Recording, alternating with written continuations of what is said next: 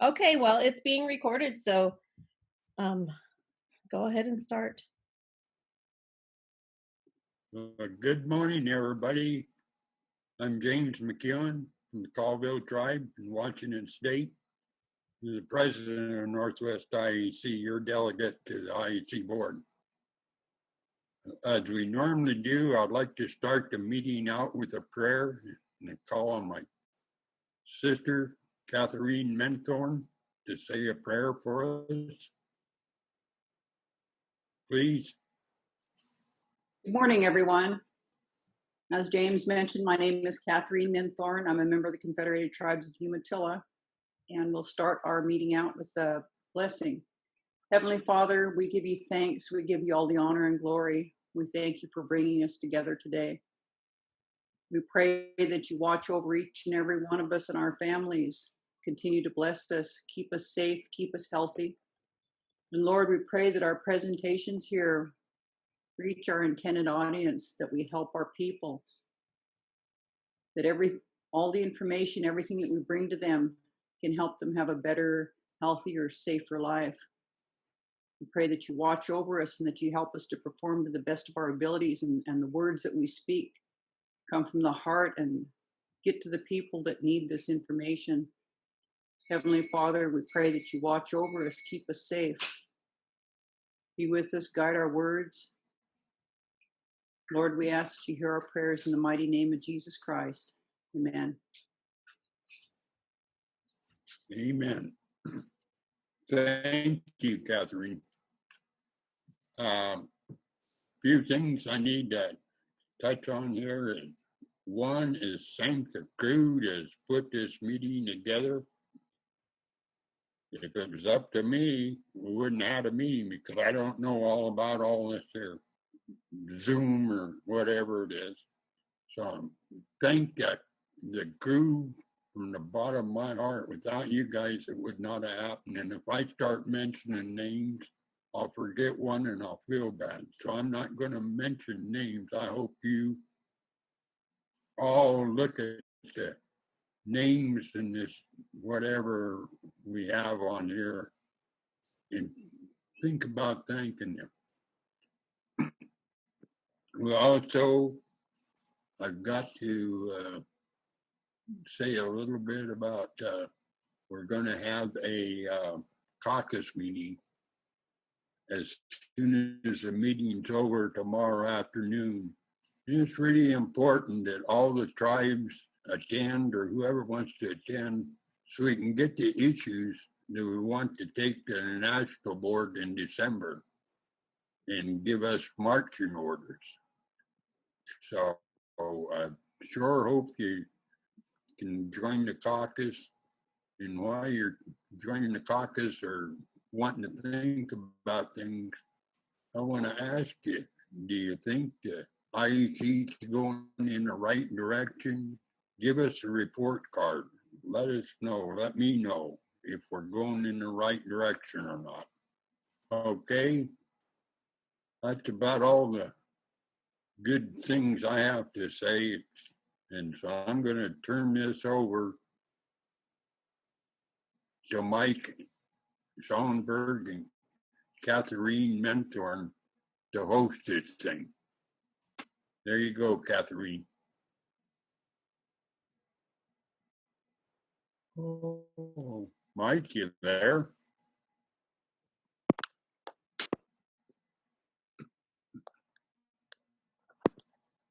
Good morning. You there, I'm Mikey? Mike Schoenberg, Okay. USDA Technical Assistant for IEC. I want to welcome everyone to the IEC meeting, and I hope you all have a good meeting and you learn a whole bunch from us. I want to thank you for attending, and you can always feel free to reach out to me. Like I said, I'm the Technical Assistant Specialist for Washington State. I'm sure many of you, or I hope so, that are on here have met me before and know that I'm very easy to approach. I too want to thank all of our crew. We've had a lot of good people that's helped us put this together. And thank you, James, for your introduction, and Kat for her wonderful prayer. I know that we all need prayers during this very difficult time with COVID. Hopefully next year, we will not be having a virtual meeting and we'll be able to all meet in person.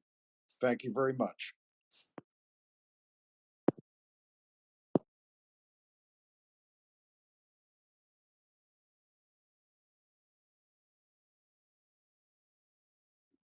Kat, you have to unmute.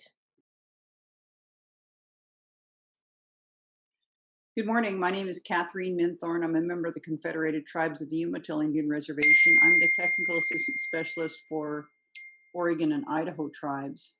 And as Mike said, we've got a really fantastic planning committee that puts this conference together every year. We're usually hosted by the Umatilla tribe at Temuscallit Cultural Institute for a 2-day conference.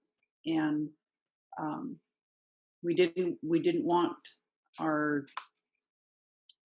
contacts out here in Indian country to be left out in the cold with no information. So we put this virtual conference together, and we've got some really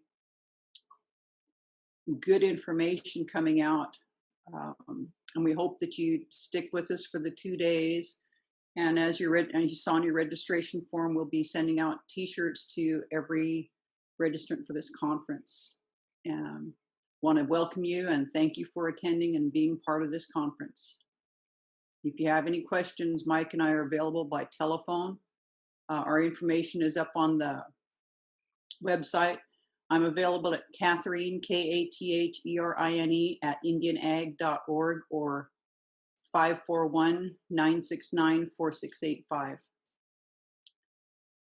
Have a good conference. If you have any questions, be sure and use the chat at the bottom of the screen, and we'll try to get the questions answered as soon as possible.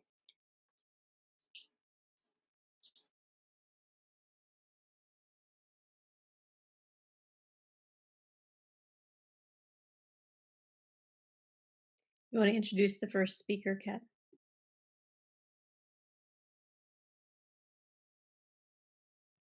Unmuted.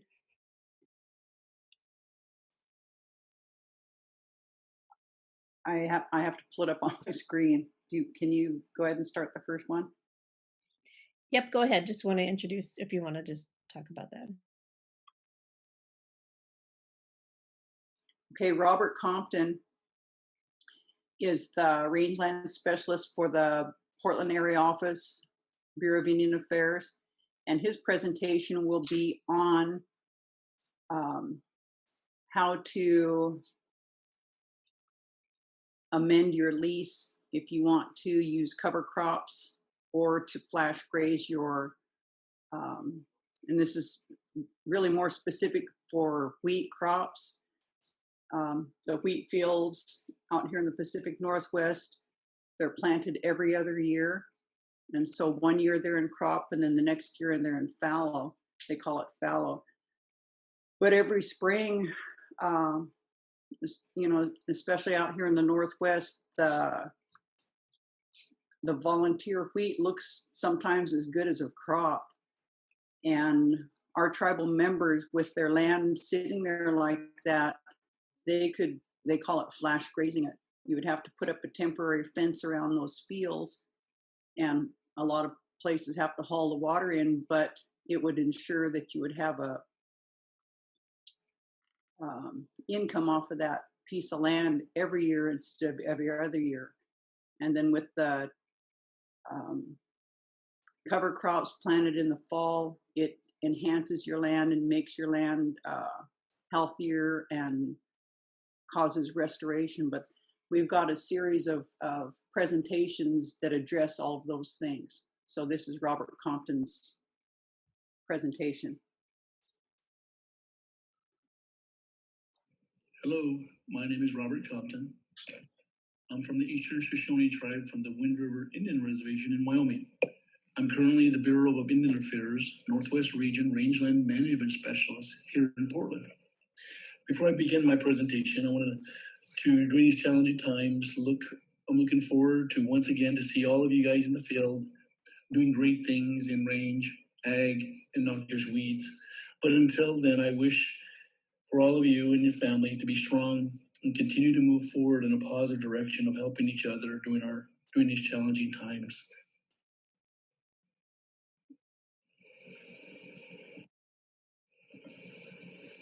Here in the Northwest, we oversee 14 agencies, 45 tribes, which consist of the states of Washington, Oregon, Idaho, the west part of Montana, which is on the Flathead Reservation, and the most southern tip of Alaska, which is on the Metlakatla Reserve.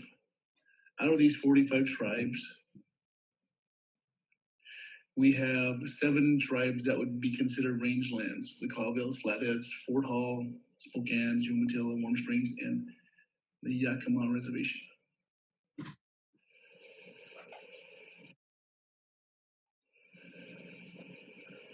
For FY 2020 funding this year, we were able to actually award a lot of tribes a lot of funds this year, much more than we have in the previous years.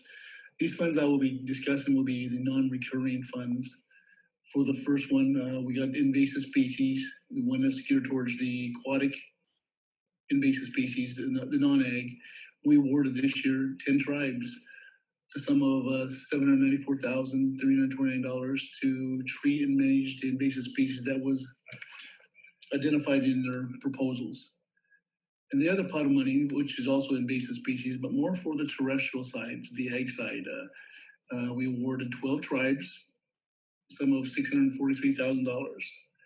So with a total of 22 tribes being awarded $1.4 million.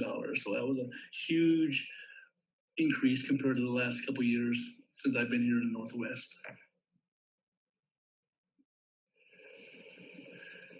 The other pot of funds that we usually allocate is I'll call the non-base funds. And these funds are geared towards range inventories, management plans. And this year we were able to award one tribe $62,000, and they included range inventory for 3 range units and to develop an integrated weed management plan with an environmental assessment. This pot of money here is pretty important, and we're refocusing our priorities to make sure that this money will be allocated towards management plans. So if you have a management plan that's old and outdated, or don't have a management plan that oversees your activities on range, ag, invasive species or aquatic species, and so forth, any plan that's geared towards the net management of the resources, we also would highly encourage you to have an environmental assessment attached to those plans as well. So in the future, as things are being tightened up, that if a tribe doesn't currently have a plan, like I said, a range and integrated weed ag plan with an approved environmental assessment, it could impact or interfere with your federal funding. So this coming year, this proposals for these projects will be due on first week of January. And as it gets closer, that information will be sent out to the tribe. So if you're interested or you have any questions, don't hesitate of giving me a quick call. This year, we're going to be planning to talk about the soil health using cover crops and rotational grazing. Last year, we touched a little bases upon it in regards to the technical side, on regards to the filling out the lease form and that processes, as well as a farmer conservation plan. I know we have our USDA folks from NRCS and FSA that will probably be a little more technical on the aspect of what soil health and the benefits of those things, cover crops and rotation of those benefits for those types of lands, range lands and ag lands. So we'll let them talk about that, but I will discuss a little more technical on how through the Bureau side and the tribal side, we handle the leases and the ranges. So first of all, usually when there's a fallow ground out there that's ag oriented, with a pasture or an ag lease, it usually falls underneath the realty program. And they usually use the 25 code of federal regulations, the CFR 162. And sometimes the tribes adopt those codes or they create their own codes, a little more stringent tougher on the leases and compliance and trespass issues, and the processes of how to bid these out, how to fill them out, and so forth. So each reservation is kind of unique, and they're especially in adopting or in creating their own tribal codes. But we do have, like I said, the 25 CFR 162 that oversees all these actions. So for example one, if you're a farmer out there that wants to lease tribal land, first thing you do, you'd get with the realty office or realty program to see what tracts of land that are available, whether it's allotments or tribal tracts. And it can run from 20 to bigger than 640 acres and larger. So you want to go into the program, see what they have available. Once you identify the tract of land that looks like that you would like to utilize for ag, maybe a pasture, an ag pasture, you would fill out a bid packet and submit it with your application to the realty program. And once the program accepts all the packets, they will set a time and date for that bid opening, in which you're obviously welcome. So if you have two people bidding on the same tract of land, you can actually have a little bidding war to the highest bidder will obviously receive the tract of land. Once that's been approved and you're allocated that tract of land, you would begin working with the range con or soil conservationist to develop your farm or conservation plan. And that'd be the process if you don't even have a tract of land. That would be the first step. So the second scenario would be if you already have a tract of land out there on the reservation and you currently just have an ag field, and maybe you want to start adopting a cover crop to help out with some of the subsidy of your operation, your livestock operation. And the cover crops can actually help you, whether it's a fall, winter, or spring grazing. Then you'd also want to put your cattle out there. So with that step, you'd obviously come into the realty program and meet with the staff there to discuss that you want to do a modification on your existing lease and update your conservation plan to reflect those new practices that you're planning to incorporate on your lease. So obviously, like I said, first step you would still meet with the soil range con to begin updating your conservation plan to include a cover crop. This one here, you can see the lease form. It's a standard lease form, and if you're in realty program, they'd fill out the lease form that's in the TAMS icon. So usually this form's in TAMS, they fill it out right there, and bam, there you go, that one's generated. The farm or conservation plan is to the right. This one's kind of a standard boilerplate addressing certain critical elements that you'll be dealing with as a leasee or permitting on that specific tract of land. From the modification, you would be pretty much updating your lease, reflecting that, hey, you are going to be putting some cover crops out there during your fall, winter, or springtime to be a part of your farm plan or conservation plan to include livestock. So that would be a couple of steps you'll be doing. And the next step you'll obviously meet when you're meeting with the conservation planner, that you'll be determining what kind of cover crops you're wanting. Some of them, the example could be winter wheat, legumes, winter rye, and so forth. There are many, many soil benefits to incorporate a cover crops on your tract of land if you haven't done so far. Then they would meet with you and discuss on the number of livestock that you're planning to utilize during the spring to use your cover crops to subsidize for feeding them in the spring, early spring, before you turn them out to range. And this is where the point where realty would adjust your leasing billing invoice to reflect the number of livestock that you would include on that tract of land during that time frame.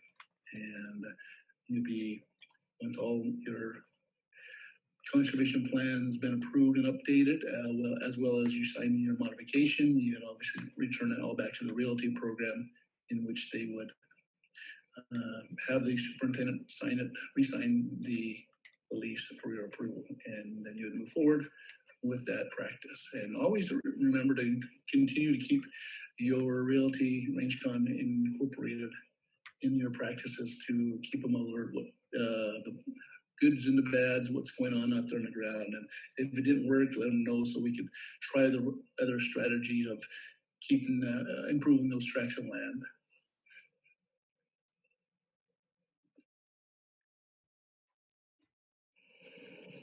And that was pretty much it for those steps in regards to a realty, including realty conservation plan, cover crops. If you have any questions pertaining to this PowerPoint or anything in regards to any questions you might have, don't be afraid to give me a quick call. Our Portland office is closed, but we are teleworking, and my schedule still is Monday through Friday, 7:30 to 4. And there's my contact information. So, like I said, thank you again, and I'm wishing everyone and stay strong and be in good spirits. And I'm looking forward to see you guys later, or this year or next year. Thank you.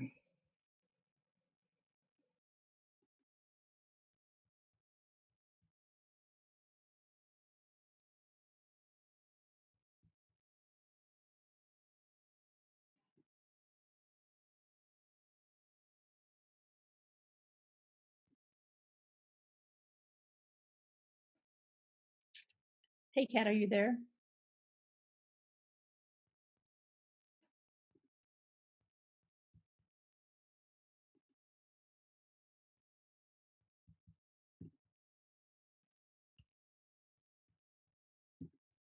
Mike, are you there? I am here.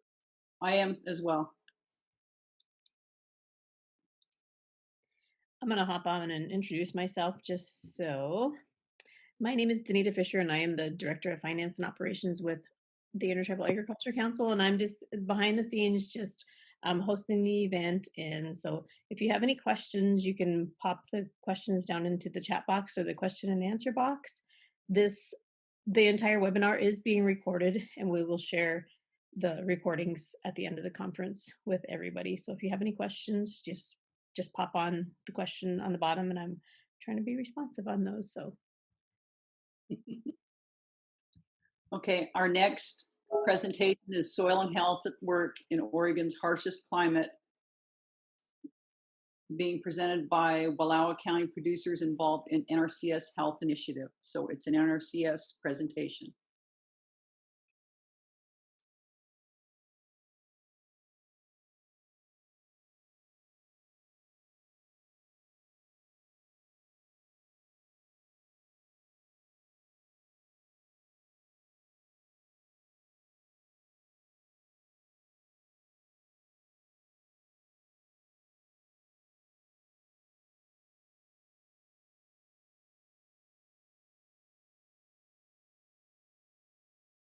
The thing I like the most is you just walk out into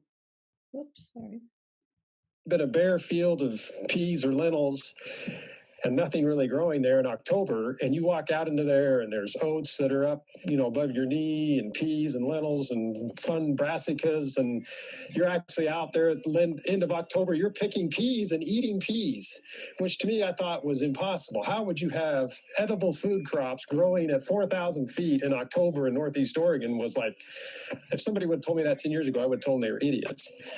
But I've seen it, and the growth of the weed has been improved quite a bit, and same thing with alfalfa too. I mean, it's penetrating down quite a bit deeper. I'm not seeing as much hard pan issues as I used to, especially when the place used to be traditionally farmed.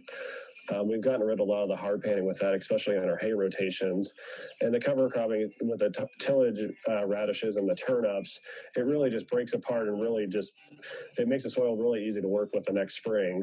And it's just been amazing to see what the nitrogen levels can do with some of these rotations and some of these seed varieties. I looked into no-till, and I'd looked into the intensive grazing, and I didn't really see a huge benefit to it until I saw somebody who had been incorporating it into the cover cropping system in the Midwest. And for some reason, when I thought about all three of those things together, it just kind of clicked. We saw a huge bump in our alfalfa crop 2 years after the cover crop. And we had no farming after the Timothy sod all these things were happening. It's like, we need to mention what's going on. And so that's kind of how we got started. Plus, you always say this, I've seen it my whole life, but I didn't know what it was. You take an old fence out or main line out, it was a place you hadn't farmed, and there's this line in your field that's doing better than everything else. And we always knew that, but we didn't know why. Well, now we know why. You're thinking, well, we might be doing a lot underneath the soil, but boy, that's going to be some good feed for the cattle. And so that's kind of the way it started. And it was primarily just the tillage radish and purple top turnip. And as the years have gone, we know we've been throwing some triticale in there when we do this, and that mix, or some barley or wheat seed, whatever you have left, and then grazing it off in the fall. Well, after a year or two of that, we're going, well, let's try something with this 20 acres or 30 acres in the springtime and plant some summer annuals with it, and seeing what the results are. I think there's enough benefit both to the soil and to the animals. I think we should have been doing this years and years ago. We don't even own any tillage, so if for some reason we have to do some tillage, that's a little bit of a problem. But very diverse crop rotation, of course, is an aspect to that. And then now we're trying to use the cover crop. We're trying to learn how to use cover crops. I can't say we know what we're doing, but we're trying to learn how to use cover crops in our operation. And so we found a natural fit already is when we take a pea crop off, we have learned that we can plant more peas, maybe some brassicas and oats into that pea residue right about the middle of August, and we can get a beautiful, we can get a couple of feet of growth by middle of October. And we can, of course, luxury on our irrigated ground, we irrigate that up and get a nice stand. And we've learned that really lowers the weed pressure the next year, and we can really reduce our fertilizer usage.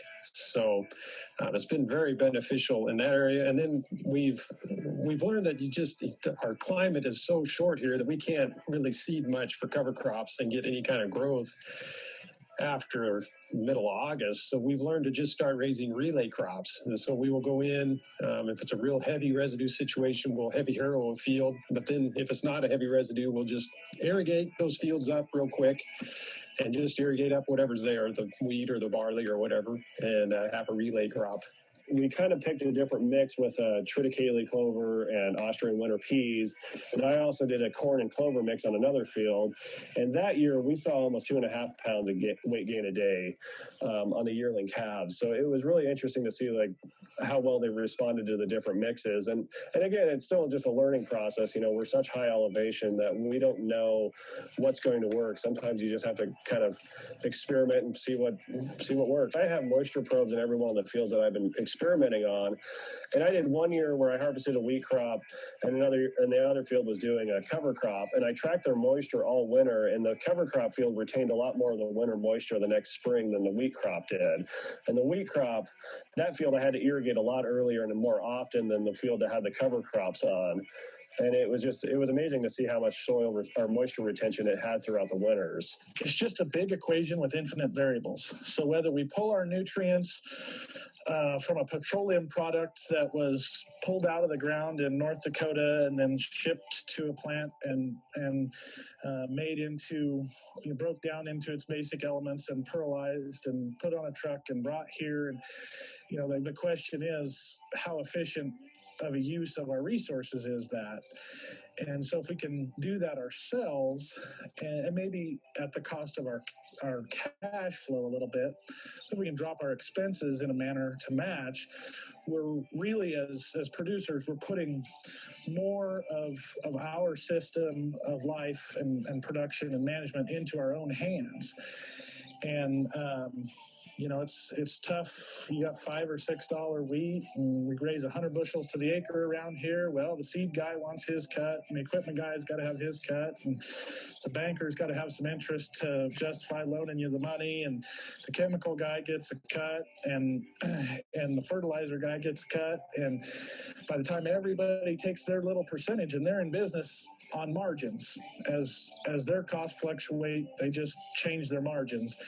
And a lot of times when commodity prices are low, which is the definition of commodity, producers are the ones that don't have the margin left. So they subsidize that margin by working hard, paying themselves less per hour, any number of things that they can do to make their margin come out in a manner that they can keep farming.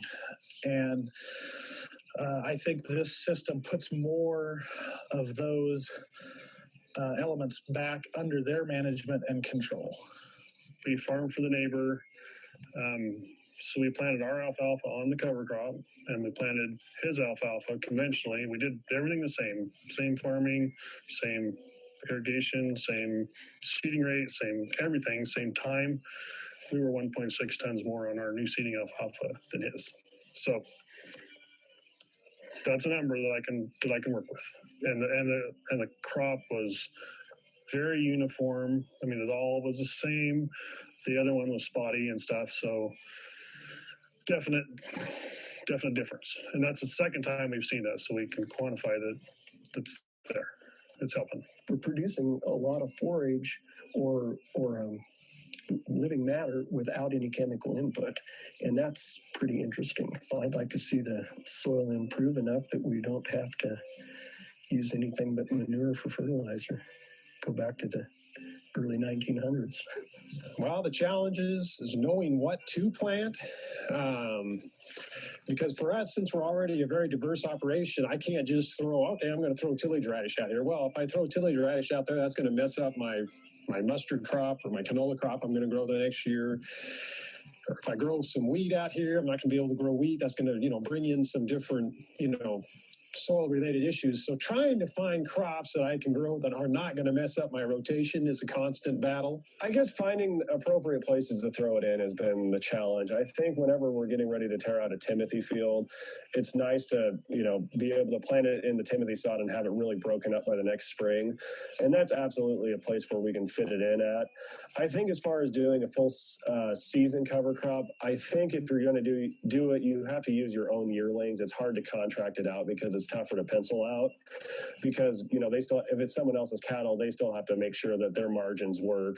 And with all your inputs on it, I just think it would work better if it's your own cattle doing that on a full season market. But it's been fun to still experiment with it and see how it works. The question to me is not whether it works, whether the things that we're stating, that you're increasing organic matter and that you're increasing the biological activity in the soil and you're making your energy stores last longer, you're maximizing the minimum sunlight that you have.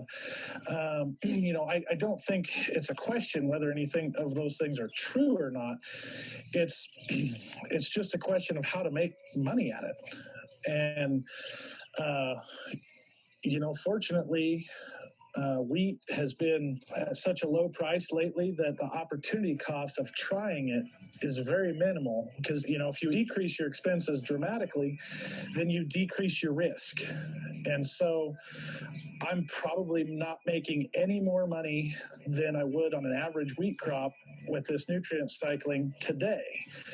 But what I've done is I've dropped my risk from $300 to $400 an acre, which is the cost of putting wheat in and growing it and seeing it to fruition, to maybe $50 an acre plus land costs.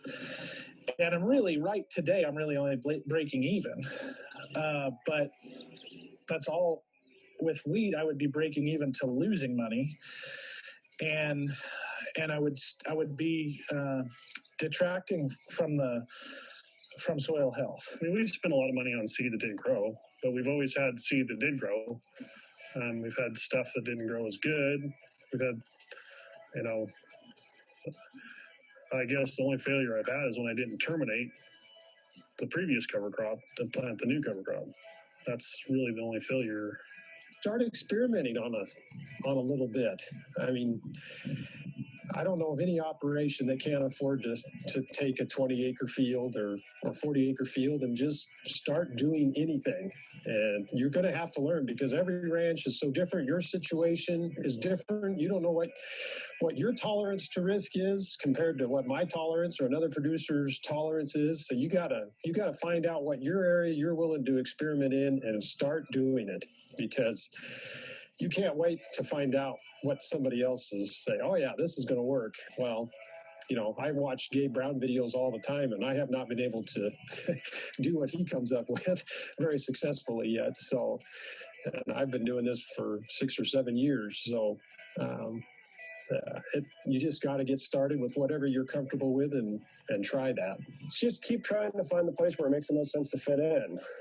That's always the challenge. And then also, you know, so just trying to find what works in your area and what doesn't. And the nice thing with us is we just have a group of 6 or 7 neighbors that are willing to talk to one another. And that's been a huge difference because, you know, I've had a list of seeds that I wanted to try out, and then I find out my neighbor has a similar list, and I say, okay, well, if you try those 3, I'll try those 3, and we'll just do field tours in the summer just to see what works and what doesn't. But a lot of that is just kind of cooperating with neighbors, because sometimes that pushes you to try something different, and if a neighbor's trying something different with you and you learn from one another, you can find an answer that works for you a lot quicker. We're not bitter if a neighbor does better than us. We more just want to know what the better way is. Don't go into it lighthearted. If you don't commit, if you're not enthused about it, it has a high likelihood of failing, in my opinion, and just costing you money and giving you a negative opinion of the process. If you're really passionate about it, put a pencil to it, talk to people that have done it, and start slowly. Find the weak spot in your rotation, I guess, and you just got to do it and try it. But that was it for us. It's a great rotation for what we're doing, and it took the weak link of our rotation out, and have a little fun with it. I mean, it's going to cost you. I mean, it's going to cost a little bit of money up front, but we don't own a no-till drill. We hire that done. We no-till virtually all of that in, and so, but have a little fun with it. If it works in Wallowa County, it will work anywhere, because our frost-free season is July 7th until August 15th. And we get killing frost clear up through July. You know, you just have that 3-week window where we probably don't have a chance of a killing frost. And if it works here, I think it can work anywhere.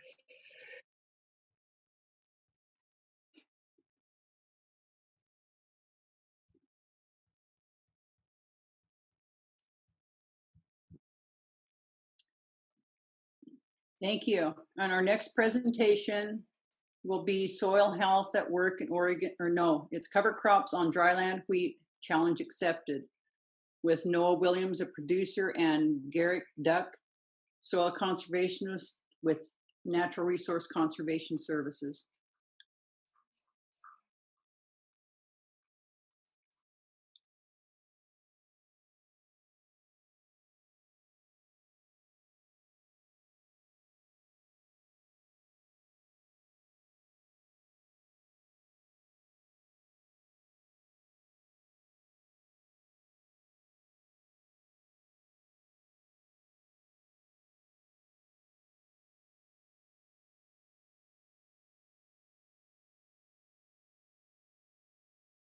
Farming since about 1997, and about 2001 I started on my own. I own 905 acres here, but I farm roughly 2,800 acres in a fallow rotation. My main crop that I grow is winter wheat. I do grow a little bit of spring barley on occasion.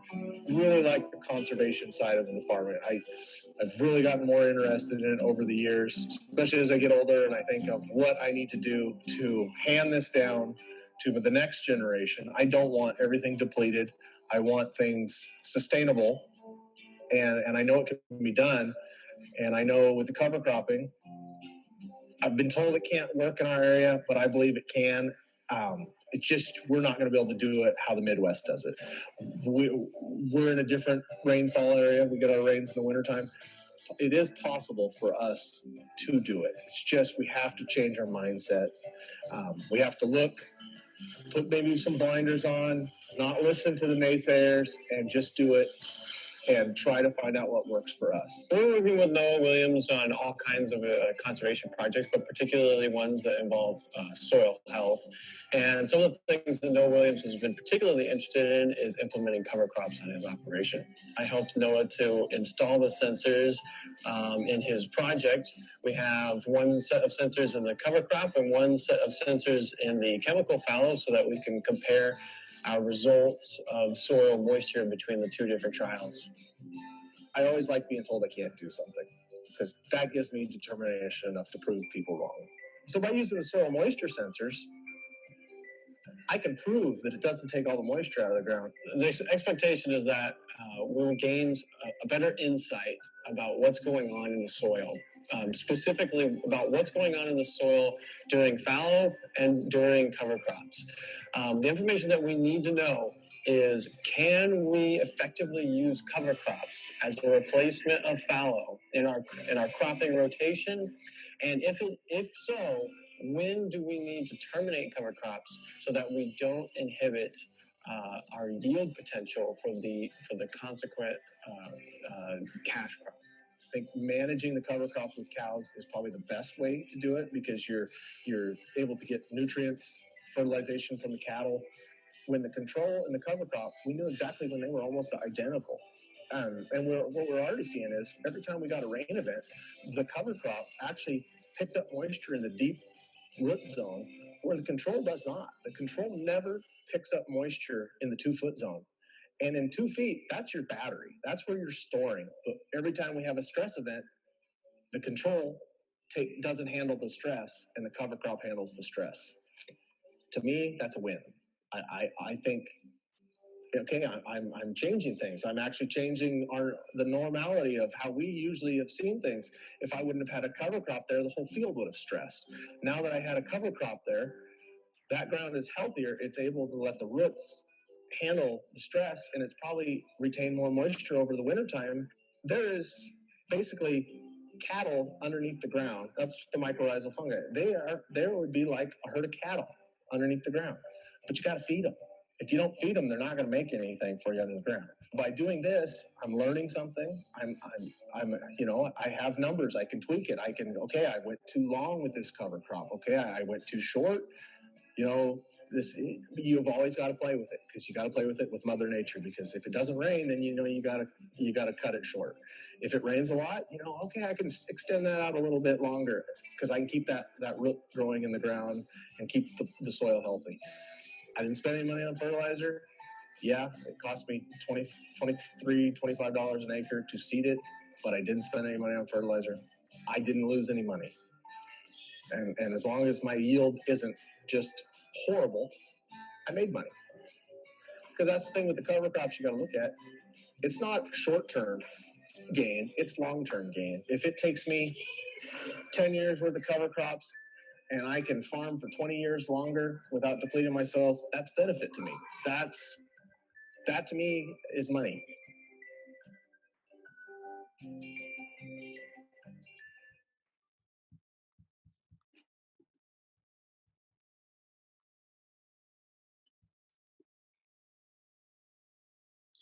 Well, I hope everyone is enjoying the presentations that we've been able to put together.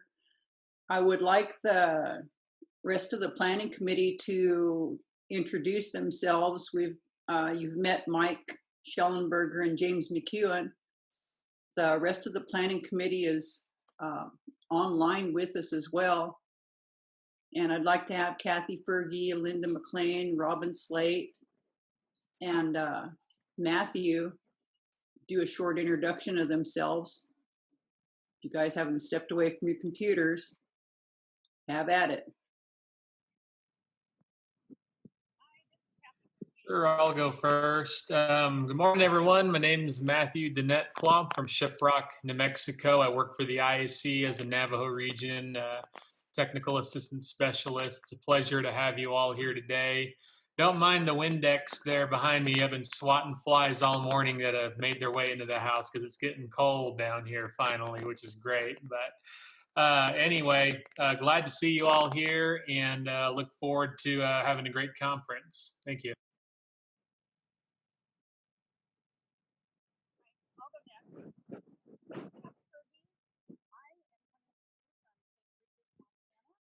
Kathy, we can't hear you very well.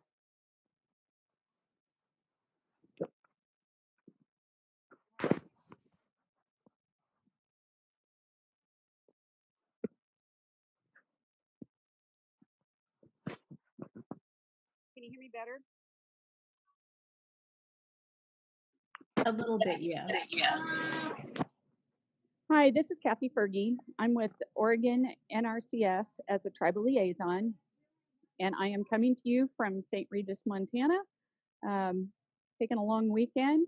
I'm excited to have NRCS and USDA be part of the IAC meeting and look forward to seeing some more presentations.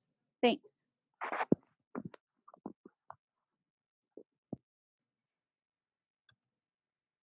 Good morning, everybody. My name is Linda McLean. I am the director for Colville Reservation WSU Extension, and I am also the FERTEP educator, which is Federally Recognized Tribes Extension Program, and Ag and Natural Resources educator for Colville Reservation WSU Extension. We are located in Nespelem, Washington on the Colville Confederated Tribes. We are the only tribally MOA funded unit within the WSU Land Grant University system. And we are the longest running FERTEP program within Washington state. So we provide outreach education in the areas of agriculture, natural resources, family consumer sciences, and 4-H positive youth development. If you have any questions about those topics and you're in Washington and Colville Reservation Extension or Colville Reservation tribal members, please give us a call or email me or type in the chat. Welcome.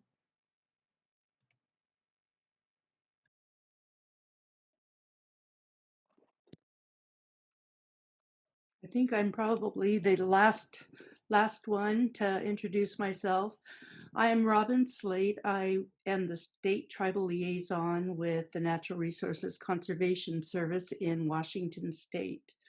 I work with all 29 tribes here in Washington and tribes that have lands here in Washington like Umatilla and Warm Springs, Coeur d'Alene, Nez Perce, so on and so forth. I've been working with the tribes for about 25 years, and I still learn every day something new from the tribes, so I really appreciate that. It's been an honor and a privilege to work with the tribes for so many years. And thank you, Intertribal Ag Council, for putting this together. I'm kind of late to the party. Typically, we have our leadership team meetings during this time, so I haven't been able to attend. But now that we're all doing virtual meetings, it made it possible for me to attend.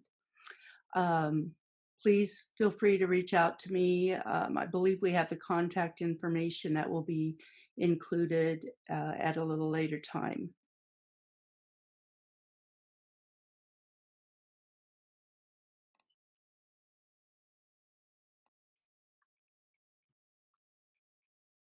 Thank you all for your introductions. I see here that we have Tony Stanger from Native American Ag Fund with us.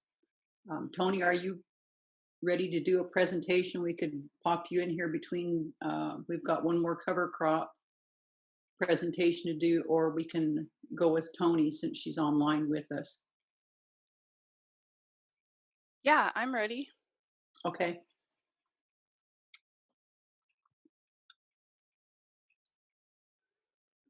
We'll go ahead Tony. and have Tony.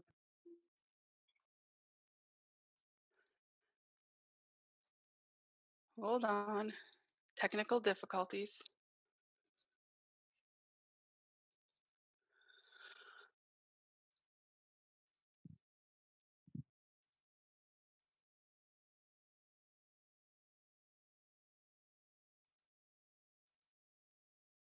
Okay, can you guys hear me? Danita, can you give me a... Yep, I can hear you. We can hear you. Okay, can you see my screen? Yep, we can. Okay, is it full or do I need to... I'm sorry, guys. This technology, do I need to make it bigger? Button there. Okay, perfect. Okay, it just went really quiet all of a sudden. So I was like, oh no, I lost this. But Tilha, Sisquanchuten, Sutitiqua, hello everyone. It's so nice to be here with you guys. I haven't got to do an IAC in a while, but many of you know me. I am a member of the Colville Confederated Tribes. In kudos to you guys at IAC for adjusting and pivoting quickly and making sure that all of those member tribes and individuals that are part of the IAC family have access to all this information. I represent the Native American Agriculture Fund, and I'm just going to quickly go over who we are and what we do. Some of you know, but we are fortunate to be able to give out money, and we are part of, this is who we are and who we fund. So we are part of, we were derived from, birthed out of the Keep Siegel litigation that occurred in the Obama administration, but preceded that by many, many, many years. Actually, the year I was born, in 1979, some of the first claims were filed against the Department of Agriculture. And it finally came to culmination just recently in the last few years. There was a windfall of money left over, over $300 million. And after a lot of litigation, we came to what we are now, which is a trust fund that's responsible for distributing that money for the next now 18 years. It was for 20 years that this fund would give and support to Native farmers and ranchers throughout the country. We have to go through 4 eligible entities in order to distribute that funding, and those are nonprofits, 501c3s, educational institutions, an instrumentality of a federal or state recognized tribe, and community financial institutions, CDFIs. So through those eligible entities, we have been able to give out our second round of funds just actually was announced recently, but in 2019 we were able to, we gave out 10 million. This year we gave out 15 million, and we hope to stick as much as we can to our fiscal cycle. And once a year, we'll be announcing our funding. In order to stay up to date with those funding cycles, you can visit our website and get on our listserv. But we have on our website an area where you can look at what we funded in the past, and you can also see any upcoming funding cycles that we might have. We have just the tail end of our youth cycle, which closes on September 30th. So you've got just a little bit more time to get that together, but that funding is available for youth. We separated our youth funding cycle from our general request for funds, our general RFA. And we did that because our trustees, one of the first things, we had a 14-person trustees, now we have 12, but our trustees first met, and the one thing, the priority that they had was making sure that they fund youth. And in doing so, we separated our youth applications so that we could, if we have the amount of funding available, and our trustees see the need, we can replenish that. Right now we have $1 million set aside. It closes on the 30th, but again, it could be replenished, so it's important to stay up to date to find out if we have another funding cycle for youth before the 2021 year is over. But we're really excited because this fund has already been able to, it's been groundbreaking in some communities. Some of you are aware of the Fast Track, Keep Siegel Fast Track Fund.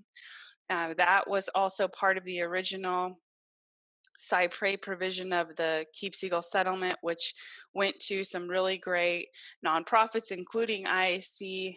That fund, you can see who was funded in the Fast Track on our website as well. But the combination of those two funding cycles and our funding cycle it's been the first time that Indian countries had access to this type of funding in a manner where you can really decide what's going to work within your community. We are pretty open on what we fund. We do have within our RFA certain guidelines, but as far as what you want to do in your community or individually, if you pursue one of our eligible entities with an idea, it's really wide open. You guys you are the future of agriculture.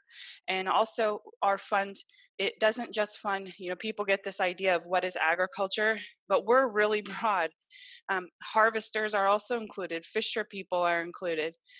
We also have a fund set aside for traditional foods. So just visit our website and get to know what we funded in the past, and you can start to prepare for your application in the 2021 cycle. We are currently all remote, all of our staff. Many of you know our CEO, Janie Hip.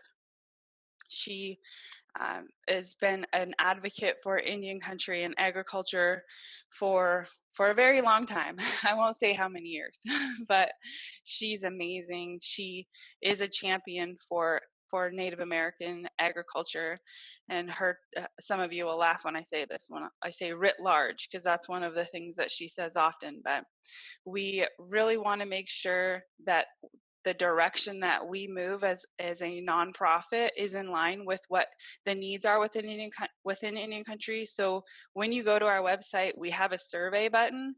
If you could take some time to complete our survey and let us know what we could do to improve, let us know what are trends that you might be interested in. It's really our grantees are all over the place. You can see a map of where they're located, but they're all over the place in content as well, what they're pursuing, what people are growing, and also the technology that they're using. So thank you for having me. I know a couple of my colleagues are on the phone as well. We're really proud to be Northwest natives. And so if you have any questions, please get into the chat box, or you can email us at info@nativeamericanagriculturefund.org, or you can find me on our website and contact me directly. But thank you for having us. Leemlept.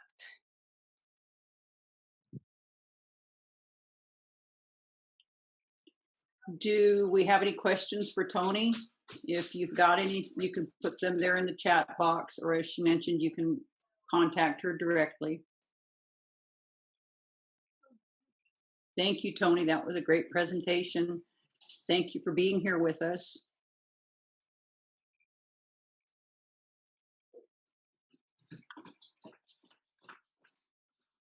If we don't have any questions, we will move on to our next presentation, which is NRCS programming for cover crops, presented by Fisher, Oregon NRCS Farm Bill Specialist.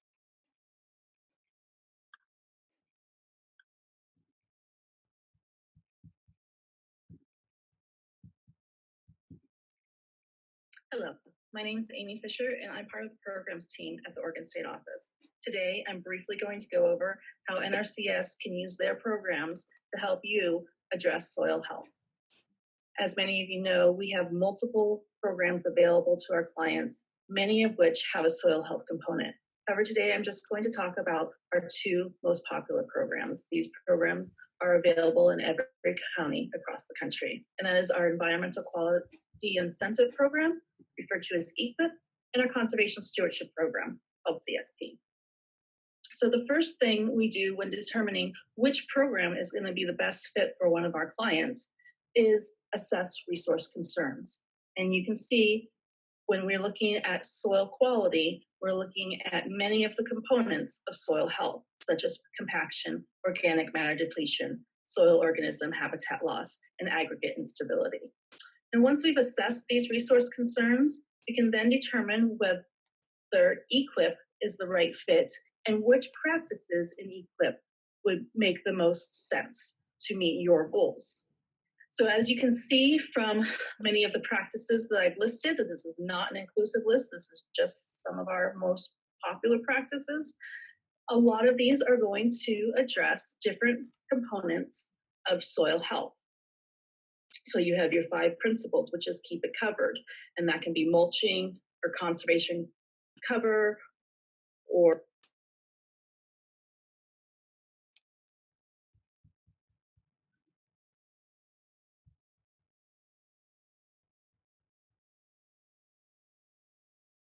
some of our most popular practices.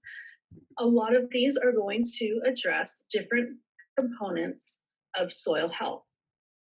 So you have your 5 principles, which is keep it covered, and that can be mulching or conservation cover or planting.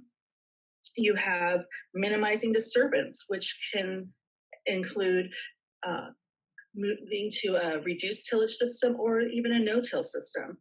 You have plant diversity, which we can use conservation crop rotation. Again, we can assist with planting to increase the diversity of your field.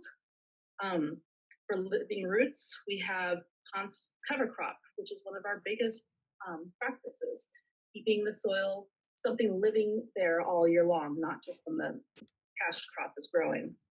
And we also have prescribed grazing for that livestock component. Now, once you use EQIP to address the main resource concern, and you're doing that, you can then enhance upon what you've done in EQIP by going into CSP. Now, it may be that you're already doing great, and now you just want to go above and beyond. And that's kind of what CSP was meant to do. So you can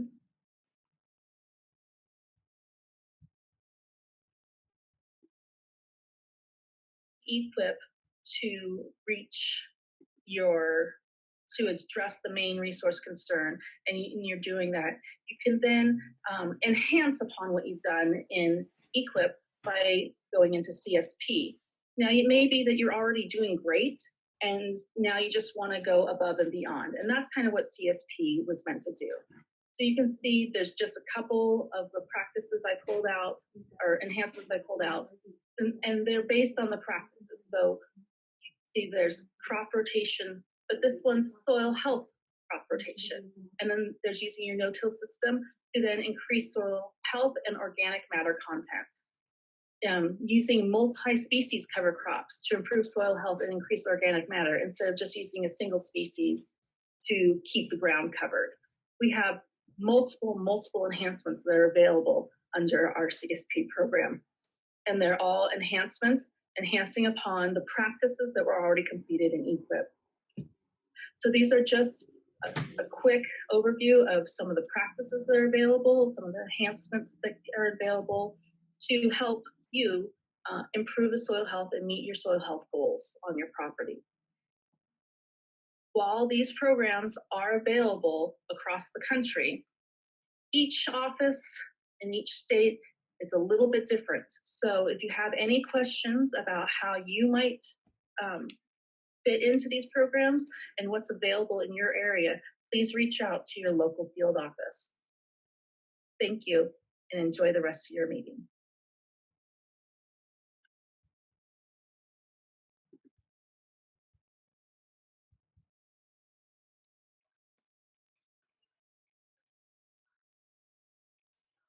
Thank you, Amy. And now we'll move on to APHIS, Veterinary Services, Horse Vaccinations with Dr. Victoria Knudsen, Doctor of Veterinary Medicine, APHIS Vet Services Program.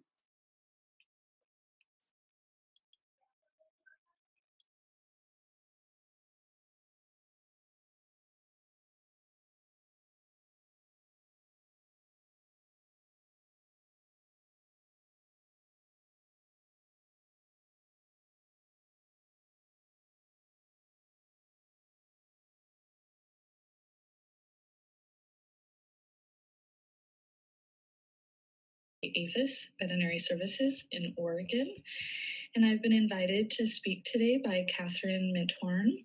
I've worked with Catherine over the last 5 years to provide an equine vaccination clinic to the Confederated Tribes of the Umatilla Indian Reservation. So each spring, We provide vaccinations, dewormers, and Coggins testing to those interested. Catherine organizes the clinic, and myself and an animal health technician, Randy Wilson, travel out there to provide the services.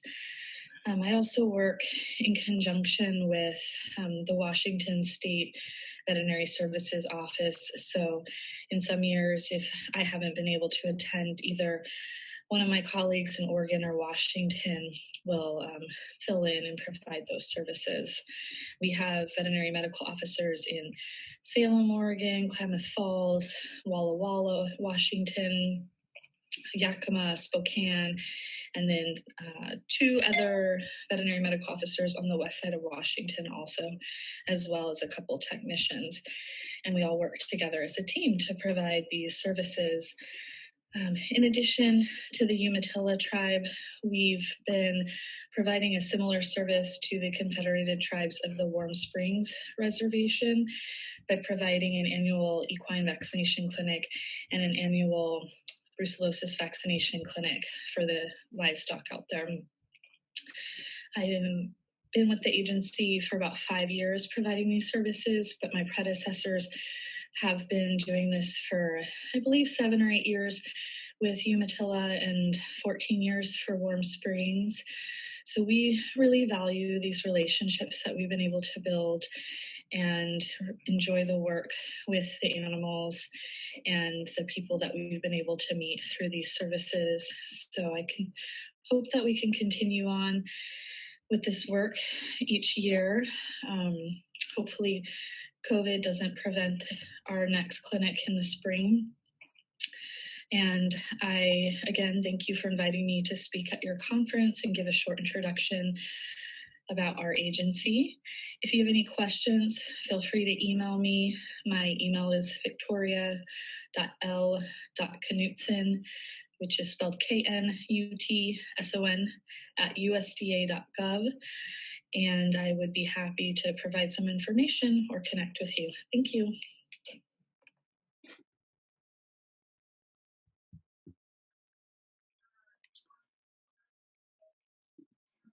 Well, as you heard, those two vaccination programs are occurring here in Oregon. If there are other tribes interested in the region, contact myself or Mike, and we'll see if we can get one set up for you.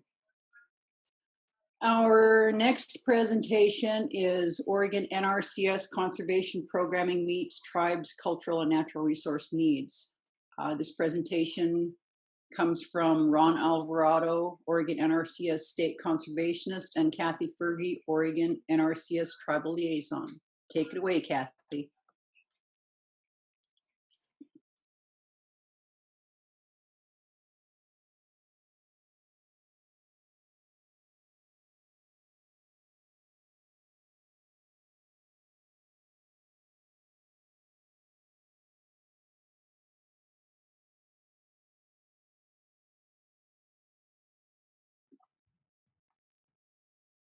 Kathy, are you able to share your screen? We don't have a presentation to load for this session.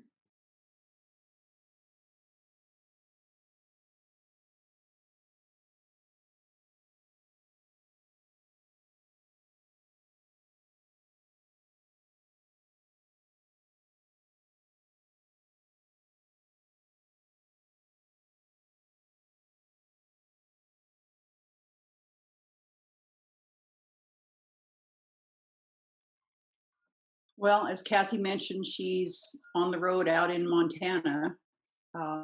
Maybe we'll just move on to the next one and see if Kathy can get her presentation ready. The next presentation is Oregon Rural Development partnering for prosperity in tribal communities. This is John Huffman, Oregon Rural Development State Director, and Jesse Huff.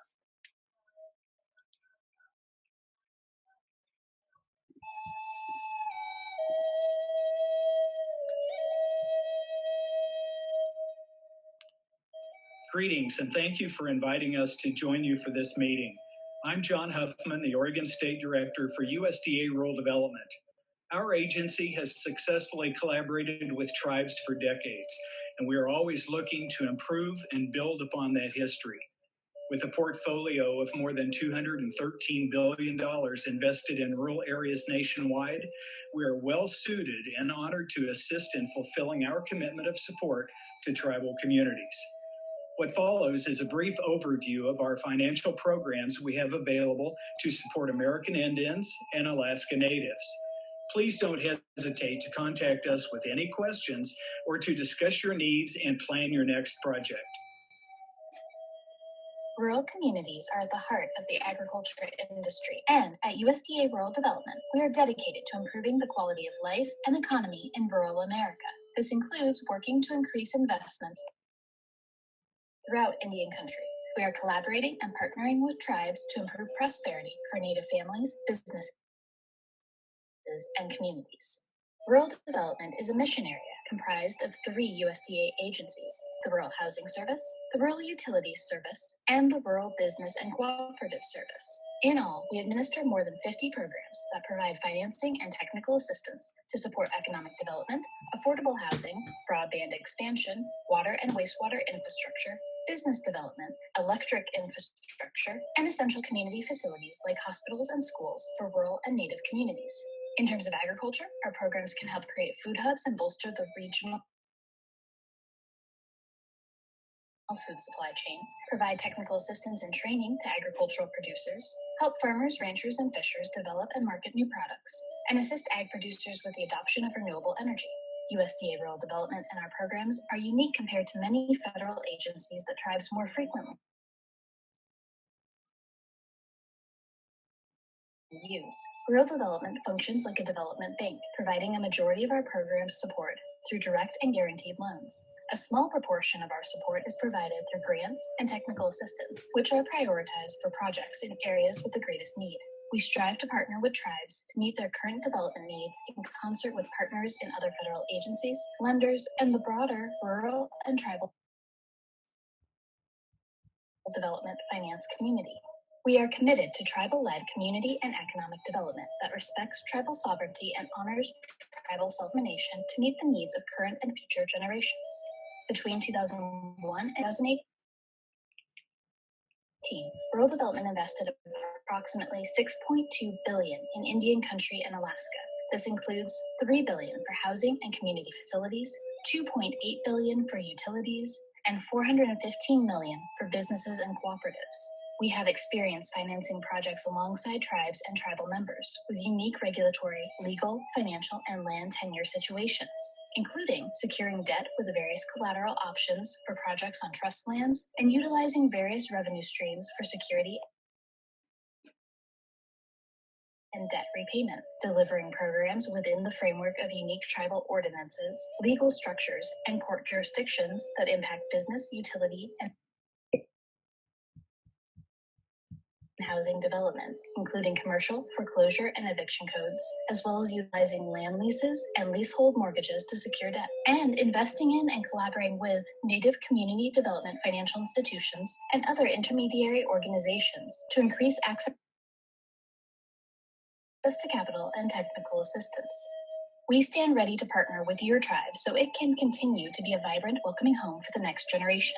Through our housing programs, we provide loans and loan guarantees to help low and moderate income American Indians and Alaska Natives buy safe, affordable housing in rural areas, loans to help very low income homeowners complete housing repairs, and grants to help seniors remove health and safety hazards. Loan guarantees to build affordable rental housing for families, seniors, and people with disabilities, and financing for farm labor housing, along with rental assistance for very low-income tenants at USDA finance departments. Here in Oregon, for example, we're collaborating with the Confederated Tribes of the Umatilla Indian Reservation and the Klamath Tribes to support home repair assistance for tribal members. Through our multifamily housing program, we've also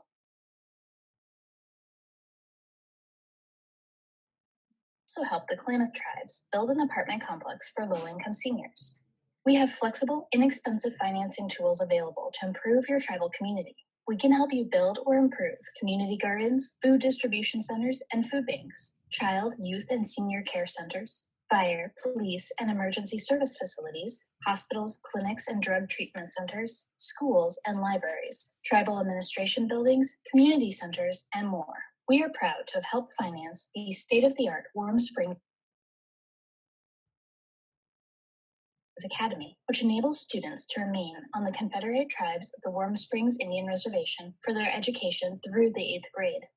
Economic prosperity is essential to ensure communities are self-sustaining, repopulating, and thriving for generations to come. Rural development can help provide capital and technical support to assist businesses and create jobs in tribal communities. Through our programs, American Indians and Alaska Natives can access capital, expand markets, start and grow businesses,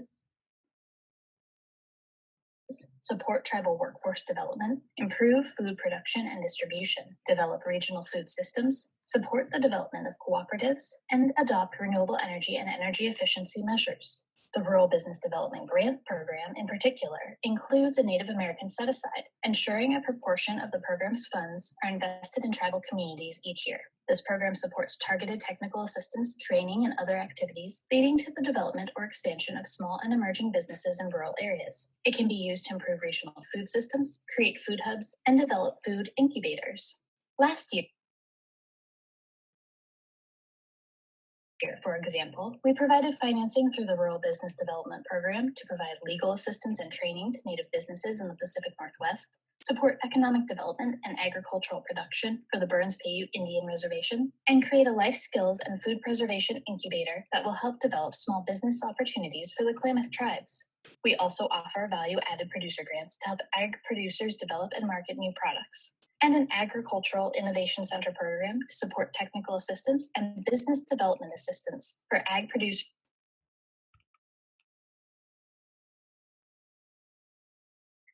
seeking to produce value-added products. Infrastructure plays a critical role in helping to expand economic opportunities and improve the quality of life for American Indians and Alaska Natives. We offer programs that can help build and improve infrastructure for tribal communities, including increasing access to broadband, building or improving water, wastewater, and solid waste systems, and developing reliable, affordable electric infrastructure. Financing through our telecommunications program led to the incorporation of the Warm Springs Telecommunications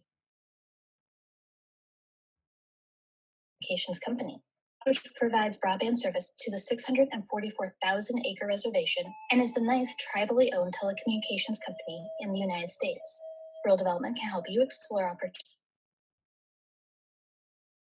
to pursue your next infrastructure or economic development project with technical assistance and funding for assessments, feasibility studies, and business planning. Through these programs, we are working every day to improve prosperity for tribal communities, but we could not succeed in that mission without the rural residents, entrepreneurs, and community leaders that are developing new businesses, innovating, and creating new opportunities in their rural towns. And we would not achieve our goals without the partners on the ground that support these local efforts and work in tandem with our programs. Please do not hesitate to contact us with your questions. Our dedicated staff, located at offices throughout each state, would be happy to work with you individually on your specific needs and project concepts. If you would like to receive periodic information on our tribal funding opportunities, consider subscribing to our email updates.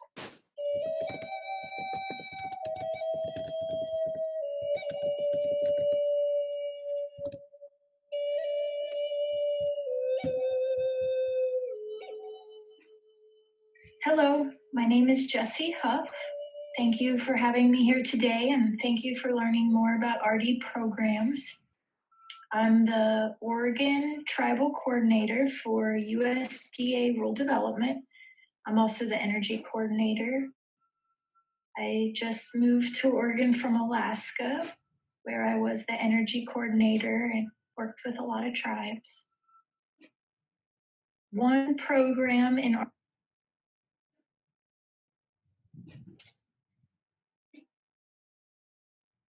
RD that recently went through a big change is RESP, the Rural Energy Savings Program. This program could do a lot for tribes. It's kind of a micro loan program to do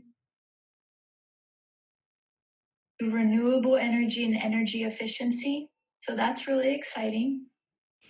As you've heard, we have a lot of programs and they are all different, and it can be very confusing.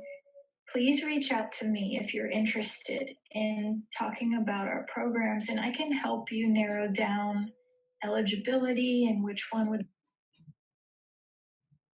be the best fit for what you want to do. I really look forward to meeting you and getting to know you and getting to work with the tribes in Oregon. Again, thank you.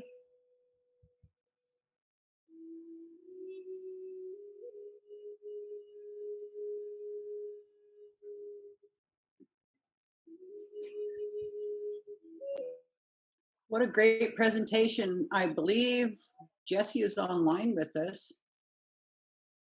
Let me check here. Maybe not. Thought she was. Well, I guess not. Our next presentation, Kathy, are you ready? She actually is. Oh, is she? Yeah. Jessie, I just moved you up to a panelist so you can unmute if anybody has any questions or if you have anything to add. Hello. If there's any questions out there for Jessie, you can put them in the chat box and she can answer them for you. Any of the panelists have questions for her? That was a great presentation. Rural development reaches all over the tribes in Oregon. It's been a huge, huge component of the economic development on the reservations for their specifically for infrastructure. And the school they showed there at Warm Springs, it's a beautiful school, and the children are so proud of their school. There's a lot of assistance available through rural development.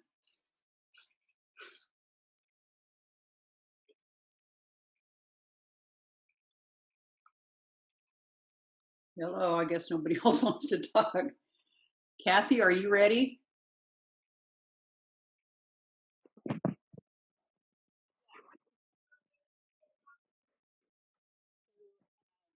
state conservationist, Ron Alvarado, and I are sharing information on how NRCS Oregon partners with its tribes throughout the state.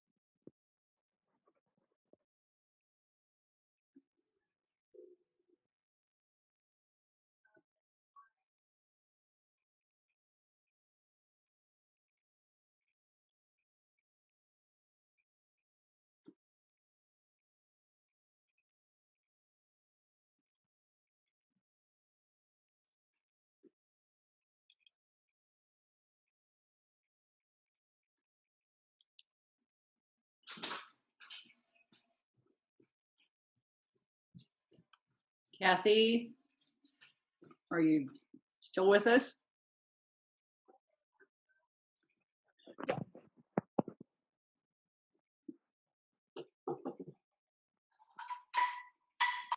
If not, we'll give her some more time. We'll move on to Oregon Farm Service Agency agricultural financing to grow and build your farm or ranch business with Kelly Frank, Oregon FSA Outreach Coordinator in the Harney County District, and she is a director there.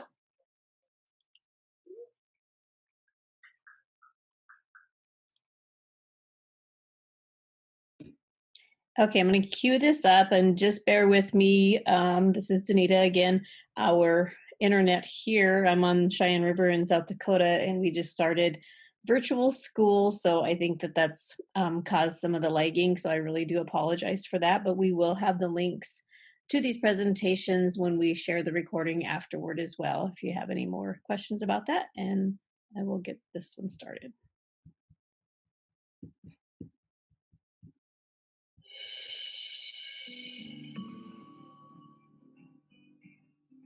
Hello, my name is Kelly Frank. I'm the District Director for the Oregon Farm Service Agency. I manage the central and southeastern parts of Oregon. I've been with the agency for 11 years. I wanted to introduce myself today as I am also the State Outreach Coordinator. I'm new to this role, but I'm truly enjoying all aspects of it. The U.S. Department of Agriculture's Farm Service Agency has several programs as well as ag loans to assist farmers and ranchers, and I'm going to take a brief moment to tell you more details about some of those today. We offer direct and guaranteed loans to farmers and ranchers to promote, build, and sustain farms for a thriving agriculture economy. We also offer youth loans. Youth loans may be made to young persons who are sponsored by a project advisor, such as 4-H Club, FFA, Tribal Youth Organization, or similar agriculture affiliated group. The project must provide an opportunity for the young person to acquire experience and education in agriculture-related skills. These loans are only available as direct loans with a maximum loan amount of $5,000. Youth loans are available to those between the ages of 10 and 20 years at the time of loan closing. The Oregon FSA has had a positive experience of supporting Oregon tribes. FSA's CRP is a voluntary program that contracts with agriculture producers so that environmentally sensitive agriculture land is devoted to conservation benefits. CRP participants establish long-term resource-conserving vegetative species, such as approved grasses or trees known as covers, to control soil erosion, improve the water quality, and enhance wildlife habitat. In return, FSA provides participants with annual rental payments and cost share assistance. Continuous sign-up enrollment contracts are 10 to 15 years in duration.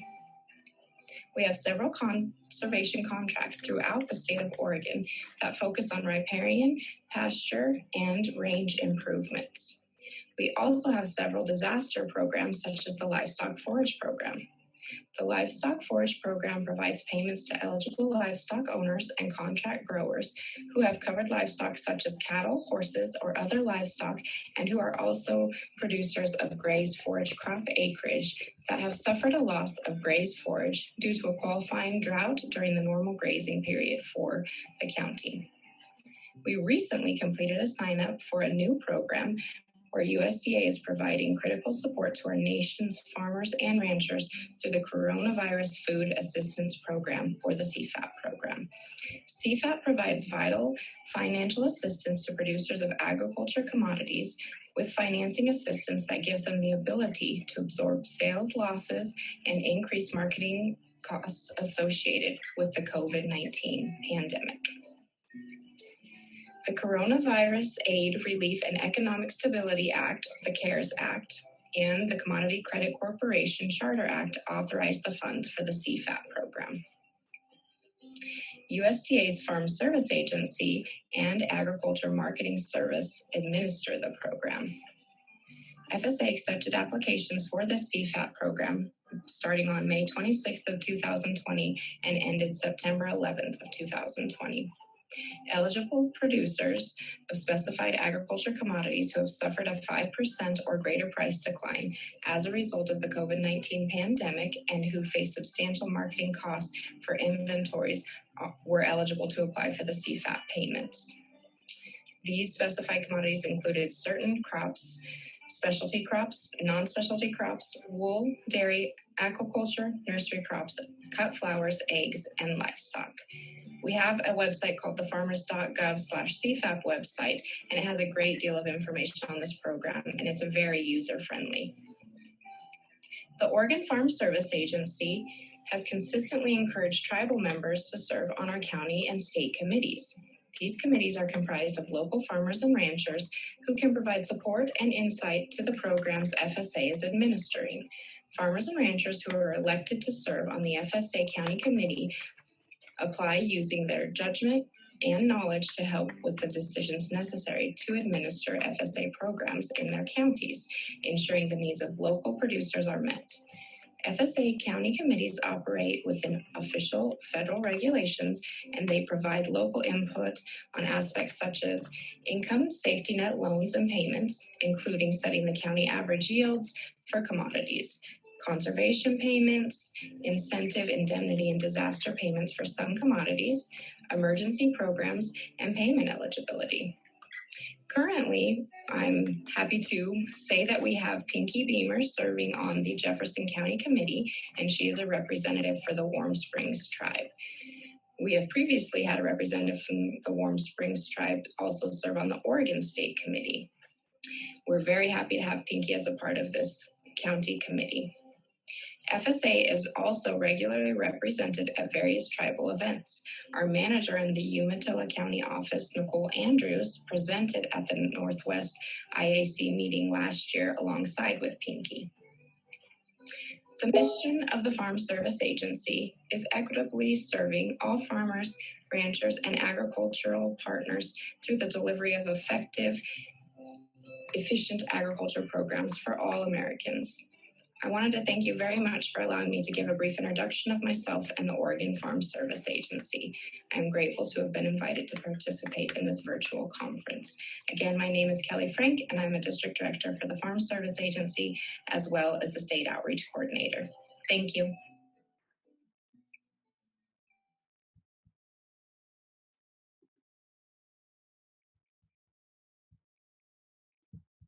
Well, that was a good presentation from Kelly.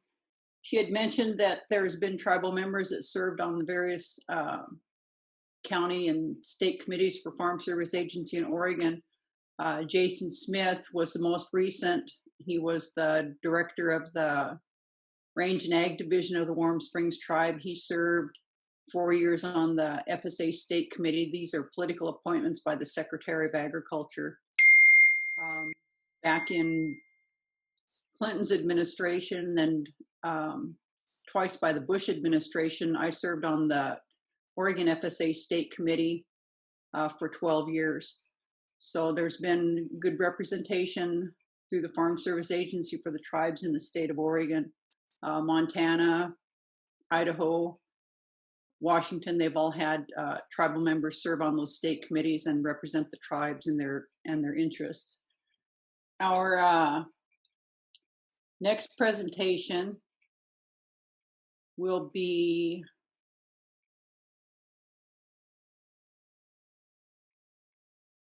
let me see here, Regional Risk Management Agency, Ben Thiel, RMA Regional Director. And again, if actually, Kat, we're not able to upload this. It has a Microsoft login, and I think that's USDA staff, and I'm not able to log in to retrieve that. But the next one, Roylene Comes at Night, the State Conservationist, I think we are ready to upload in that one to go.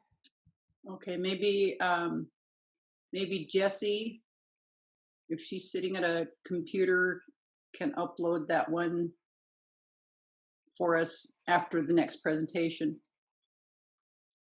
Okay.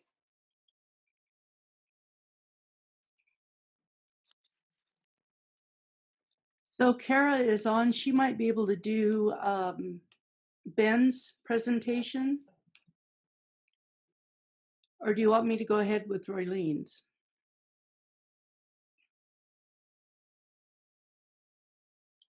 Why don't you go ahead and do Roylene's presentation, and then we'll try to come back to Ben.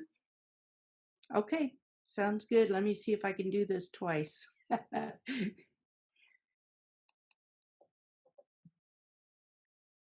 Let's see, got everything. All right. Is it up on the screen? Yep. Yay.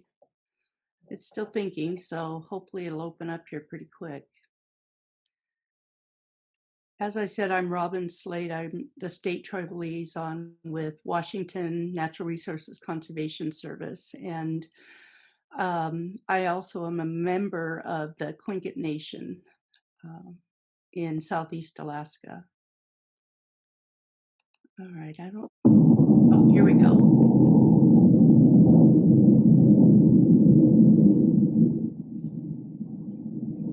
Okei. Jos toinen koukkaa lahkea paakkeikkiä. Oikein mättäni kuistuus. Sitten sinä vaiheessa en ole sitä keitsitä teemassa. Ne tommoa vai. Mä piiksomahkaan 94. Se on peis sennään. Okei. No kamokskaa nyt siipuvattu muohia. Se on johkuvainiksi. Ääniskiä. G. Tästä ne semstani. Seksemstä tuolla ja sukaatii. Makkalistualla taantuukel o taanfiniksi suola. Kiekin on se keitsitä piiva. Kitakutsi kasvua ja sälkeä olla tsekkuun.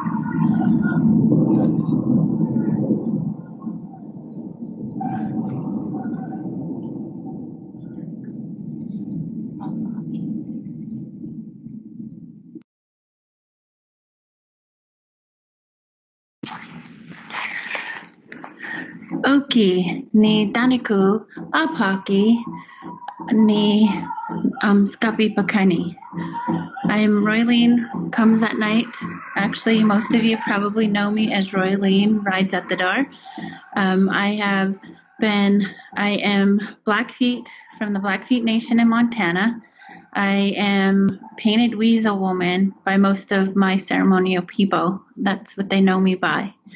I am fortunate enough to have been working with the Intertribal Egg Council from pretty much day one from my career with USDA, Natural Resource Conservation Service.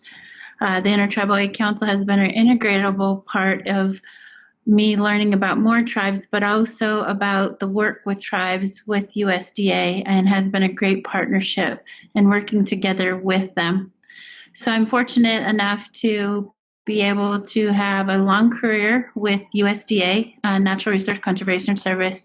And my reasoning for doing that I was fortunate enough to be raised on a ranch on the Blackfeet Nation.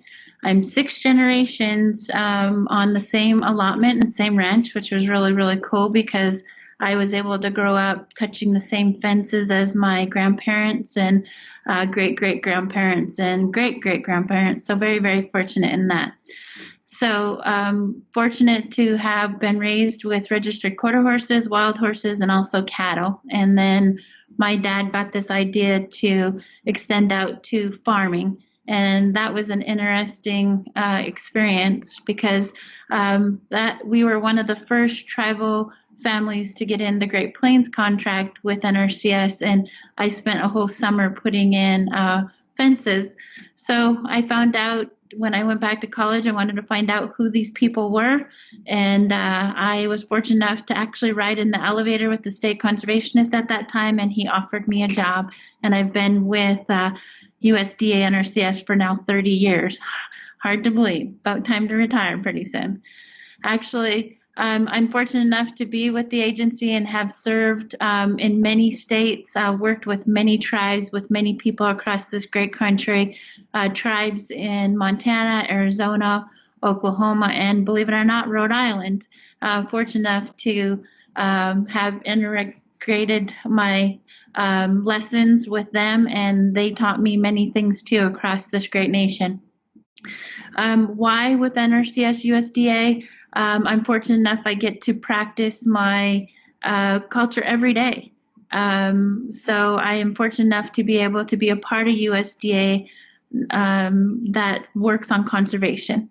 So we're the agency that works on clean water, clean air, good land, taking care of the land, taking care of the plants, and trying to ensure that the animals still continue, that we help preserve habitat for threatened and endangered species all over this country. So I've been fortunate enough to be a part of that, fortunate enough to be a part of seeing some of that, where areas where the salmon have returned, areas where sage grouse have returned, areas where we've had, eagles and others return. So very, very blessed to be a part of that. So I want to thank the Intertribal Egg Council for all that they have done, for the advocacy they've done in this great country. I came on the year, I think the 1990 Farm Bill, and there was one sentence or two sentences about tribes in a 6,000-page document, and that just didn't seem right. So been able to work with many great people across this country to make sure that things change, and we saw that change in the last Farm Bill, where tribes were integrated into a lot of that Farm Bill now. Not just in conservation, but in trade, but in insurance, but in commodities and different areas, tribes are included. So I tell people it's time to retire when all of our policies in USDA, state, federal, state, and tribal tribes are included. then it's time for me to move on and retire. So that time is coming soon. And I'm glad to see all the work that everybody has done to ensure that our great land, our homelands are preserved for our people and for our generations to come. So again, thank you for the invite. Good luck on your conference and all that you guys do.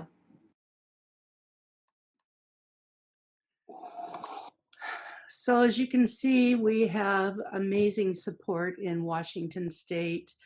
Not only does Roylene support all the tribal work that we do, she's been a tribal liaison in other states.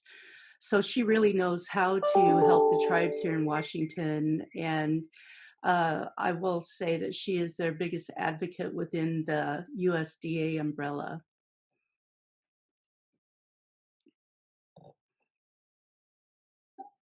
Thank you, Washington NRCS tribal liaison and the actual state director. Thank you, Robin. All of our presentations, the videos, they're available. The links to them are on the IAC website, indianag.org. Just look at the regional pages and all of the links to all of these videos will be available there. We're having, we can't open some of the USDA videos, so we're going to move them on to tomorrow. The Regional Risk Management Agency, we'll try to play that tomorrow. So now we'll move on to Linda McLean, Director for the FERTEP program and 4-H educator for the Washington State University Colville Reservation Extension Program. And Linda is with us. Are you going to play your videos or do you want Donita to do it? Guess she's going to do it. Have Donita do it. Okay, Donita, go ahead.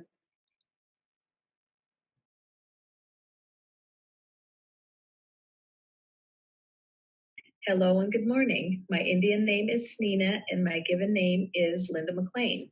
Sneena means owl in our language. I am an enrolled member of the Colville Confederated Tribes. I am also the director and the FERTEP educator for WSU Colville Reservation Extension. Our office is located in Nespelem, Washington, in north central Washington state. FERTEP stands for Federally Recognized Tribes Extension Program. Our office is the longest running FERTEP program in Washington state. We are also the only tribally funded MOA unit within the Washington State University land grant system. Our reservation is comprised of 1.3 million acres and has an approximate number of 9,400 enrolled members. Thank you for logging in and joining the Northwest IAC conference today. It's coming to you virtually, and I hope you enjoy all the educational offerings we have for you today. Lem left.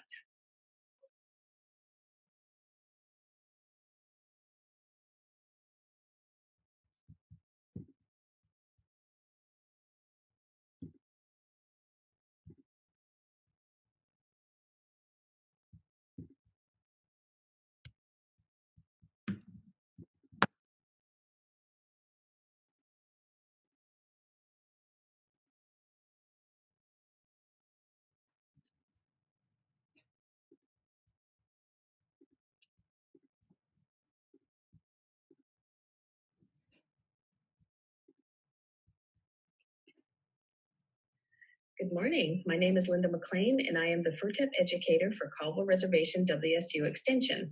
I am also the office director for the office. I am here today to discuss a few of the successful extension programs that we are conducting on the Colville Indian Reservation. The Colville Indian Reservation is located in north central Washington, and our office is situated in Nespelem, Washington. We have 4 districts or communities on the reservation: Omak, Nespelem, Keller, and Inchalem. The land mass base of Colville Reservation is 1.3 million acres with approximately 9,400 enrolled tribal members. We focus on three main areas with our extension programming: agriculture and natural resources, family and consumer sciences, and 4-H positive youth development for the youth. So we also respond to needs that arise on the reservation, such as wildland fires, animal diseases, plant diseases, noxious weed invasions. A few years ago, we had the avian flu that we worked with Fish and Game on, and we also worked with wildfire prevention education. So historically, we have been a USDA FERTEP project since 1993. We started out as a satellite office of the Ferry County Extension Program. And in 2014, the stars aligned and we had new administration coming in with extension. And so since we've been an FERTEP program for so long, we discussed and negotiated with WSU and with the tribes to get us designated as a self-directing extension program, very similar to the county extension programs. So in Washington State, we now have 39 county extension programs and 1 tribal extension program.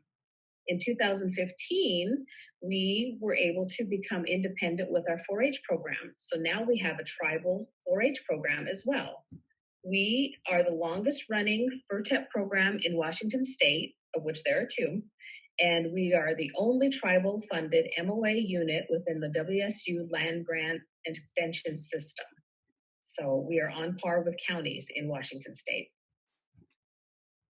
So our main focus for youth is 4-H positive youth development. And why is that important? Because we're helping to build the leaders of tomorrow. By getting kids interested in ag today, we can help encourage them to seek out careers and explore income possibilities through their ag development. Currently, we have 6 clubs. This is as of 2020 enrollment, 6 4-H clubs on the reservation with 96 enrolled 4-H members. And we have 25 4-H volunteer leaders. We offer a variety of projects from small and large animals, horsemanship, archery in the shooting sports program, small animals, cavies, which are rodents, rats, hamsters, guinea pigs, that type of thing. And then we also do traditional cooking and arts and crafts classes and performing arts. So 4-H positive youth development and family programming partners. We encourage partnership development with everybody in the area. We like to reach out to other youth serving organizations and see how we can enhance their programming and how we can reduce duplication of services, plus leverage the funds that we all have to work together with the same audience. So we partner with a lot of the tribal programs for youth and adults, as well as local schools, Boys and Girls Club, and clinics and hospitals and community centers. So 4-H provides many things for our young people. One of the most important things is a positive relation with caring adults. All our adult volunteers are background screened through Verified Volunteer. We want to make it a safe environment for all our young people, and it's inclusive. It is open and available to everybody, regardless of age, color, religion, gender, anything. So we are all about inclusiveness with 4-H. And again, the safe environment, we want to have a safe place for young people to come and participate and explore their independence while they're learning hands-on activities. We also offer opportunities for mastery, for them to learn something from beginning to end. It's really gratifying for young people to start something from the very beginning of just a handful of supplies and then actually develop a completed project, whether it's a woodworking project, a arts and crafts project, regalia, whatever. Even if it's raising an animal, you start raising that animal from a young, small baby animal to a large trained animal. So we also offer opportunities to see one's self participating in their future. We like to give people opportunities to tour colleges and learn about careers that they might want to explore in the future. A large component of 4-H is community service. We like to provide opportunities for our young people to give back to their communities, whether it's planting plants in container gardens for elders, or picking up litter, or developing gardens for beautification areas. There's always a variety of things that young people can do to help their communities. So there are a lot of things that young people learn through 4-H, and the main thing is life skills. And what life skills are those soft skills that all employers are really searching for. Responsibility, accountability, decision-making, critical thinking, all those skills that are really difficult to teach, but you have to learn them. So our young people learn these through raising an animal or participating in a 4-H project. They have to keep records. They have to monitor the health of their animals. They need to set a plan and set goals and follow the plan, whether it's a fundraising plan or whether it's meeting plans. So basically, we're teaching those life skills that are going to help these young people mature and grow into caring, contributing citizens of their community. One of the ways we offer opportunities for mastery and public recognition is participating in local fairs. Our young people have an opportunity to participate in 2 county fairs that are neighboring to us, Ferry County and Okanagan County. Unfortunately, this year in 2020 and the life of COVID, all fairs were canceled. So we did not get an opportunity to showcase the animals. Many young people did raise animals this year, and they just were not able to showcase them at a fair. I know some fairs did have market sales where the kids could actually sell their market animal and hopefully recoup some of their investment to plan for next year's market animal. So according to the Tufts study, which is a longitudinal study done for over 20 years, those that participated in 4-H were found 4 times more likely to give back to their community, 2 times more likely to make healthier choices, and 2 times more likely to participate in STEM activities. This study also found that those participating in 4-H were more likely to stay in school and seek higher education than those of their peers that did not participate in 4-H. So there's another good reason to start a 4-H program on your reservation. Again, we talk about partnerships, and in 2019, we had the opportunity to partner with Intertribal Ag Council and help host their youth summit here on Caldwell Reservation. This was a very fun and informative event for our young people, local and in the region. We brought kids in from Oregon, Idaho, and Washington, and then I believe some of the IAC group were from other states. But it was nice because we were able to talk all about food sovereignty, food production. We toured apple packing sheds. We toured our forestry greenhouses where we plant trees and for our reforestation program, visited museums, learned how to make tule mats. A highlight was touring the Grand Coulee Dam, and that was a long tour. I think the kids ended up, I can't remember the exact miles, I want to say 4 miles by the time they hiked all around, up and down and through and under the dam, but they got a very informative educational tour out of that one. We learned about drones used in agriculture, and down here was an opportunity to learn about kind of a value-added project with honey. We have a 4-H club here on the reservation, the Spelum Creek Kids, that raises honeybees. And one of the projects they do is gather that honey and then create honey sticks. And they deliver those out to a lot of people. They donate them just for the fun of it, but they also donate to the senior meal site so that the elders can use that honey in their tea and their cereal and whatever else they like to use honey with. But it's a very nice concept. So the young people at the IAC Youth Food Summit were able to make honey sticks to take home. Food sovereignty is another focus that we really try to hit every year. And we have food sovereignty gardening workshops every spring, and we teach people how to start gardens, plant seeds, raise food to help their food access. We're currently located in a food desert, which is really unfortunate. And as with most reservations, you have to travel 10 or more miles in a rural setting to access safe, affordable, healthy food. In an urban setting, that would be 1 mile. But we have to travel a long ways just to access fresh food. So the idea is if we can teach more people how to grow their own local healthy foods, that will help their food access. And it will get more healthy foods into their diets. So in the spring, we normally have these workshops, but this year, again, with 2020 COVID, we were not able to host those workshops. So this is a picture of last year, and we have pictures of our demo garden that we have for people to come in and look, and they can come in and pick the vegetables and take home. And we've been able to produce over 100 pounds of food out of that garden every year. Hopefully next year will be better. So we had to get creative this year with our food sovereignty. So since we missed the spring window, we decided to go for a fall gardening.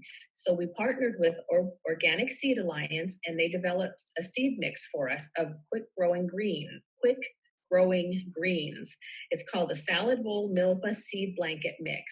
And basically I got a bunch of seeds and we had to sort them into individual bags and labeled them, and they are labeled for either a 18-inch container garden or a 4x8 bed, because a lot of our membership don't have a lot of land that they can themselves grow gardens on. Some live in HUD housing units where they can't have a garden, so they can, but they do have a patio or a porch, and they can grow their containers on their patio or porch. So we had two options. So we had to get creative. We couldn't have an actual workshop, so we had to have a drive-through workshop. And we had over 50 people drive in to collect their seeds and take the survey and give us some information as to what they were going to do with the seeds and how they were going to use them, and then take the information home and plant them. We also sent them home with a handout with pictures of what the seedlings would look like when they popped up, because it is a mix. So we have about 9 or 10 different vegetables in that one mix. So they're going to be a variety of leaves coming up when they grow. So we wanted people to have an easy way to identify them. So we sent them home with pictures of what they were going to look like. And right now the gardens are doing really well. They should be able to harvest here in mid-September. So by the time this airs during IAC workshops, people should be harvesting salad out of their little gardens. So again, this was a way for us to get back to food sovereignty, food security workshops with a fall focus of way to extend your gardening opportunities. So these are just pictures and examples of the container that I was growing. I planted my plants or my seeds on August 18th. And as you can see down here, on the 24th, they had emerged. That was really quick, I felt. Actually, they were emerged on the 22nd, but they were easier to see on the 24th. And then here is on the 31st. They're growing very well. And by the time these plants are 6 to 8 inches, we can start clipping off the leaves and using them for salad. So if we clip and just let them go, it's called cut and come again. They'll continue growing as long as we don't pull them out of the ground. And then they'll just continue to grow until we have a hard killing frost. And the hope is that we'll be able to extend these gardens by covering them and protecting them from frost. That will extend our green access. So we also do food safety, foods preservation workshops. Our office has Kayla Wells. She is our family consumer science educator, and she focuses on food safety, foods preservation, parenting, and financial literacy.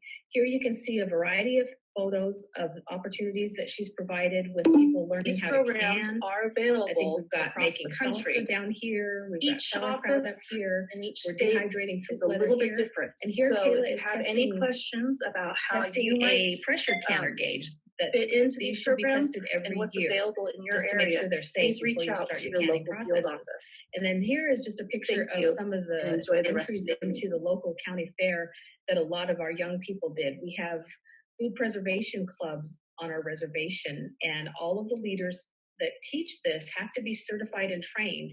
And Kayla has trained them. They've gone through an 8-hour course to become certified to be a leader in foods preservation. So it's a way to focus on food safety. But as you can see, it's a very popular project, and kids do really well with this. So it's a good way to increase your food access and food sovereignty to can your own home goods.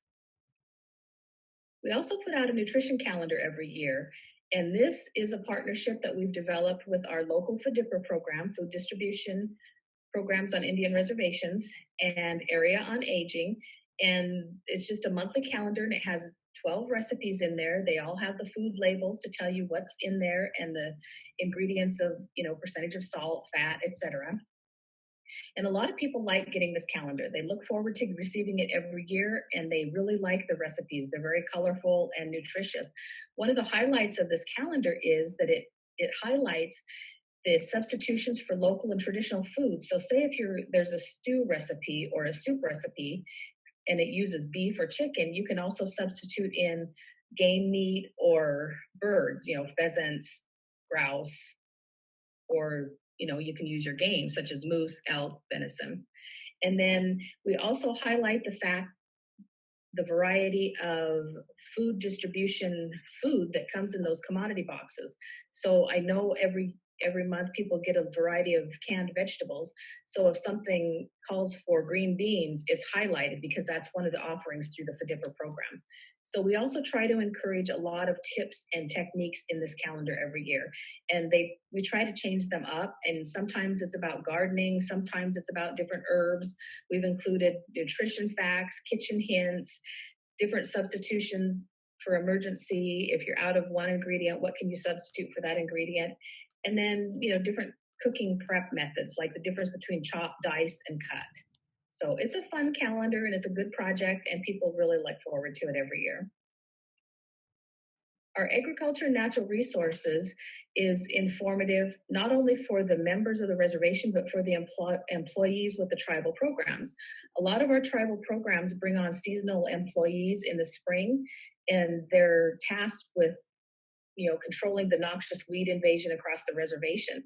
So we try to host hands-on calibration workshops every spring to give everybody a refresher course on how they can calibrate their equipment effectively and how they can safely and effectively and affordably apply herbicide wherever they're applying it.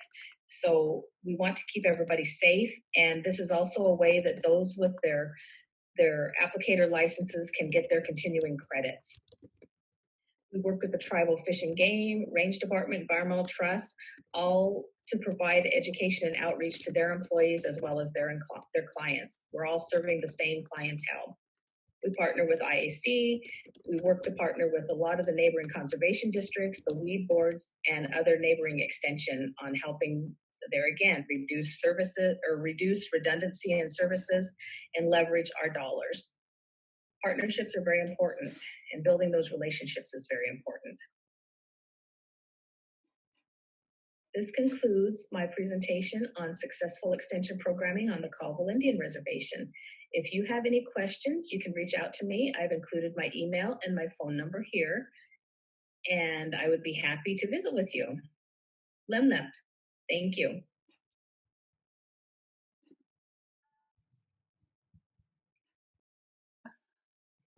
Donnie is going to try that questions notified by email. Akiptan, which is the CDFI that was developed by Intertribal Agriculture Council, was just notified that they have more lending capital and their funding applications. So we'll try to bring Skya on about that as well. Donita, is the microphone open for the participants to be able to interact with any of us if they'd like to? Yep, everybody you can just unmute yourself and ask any questions.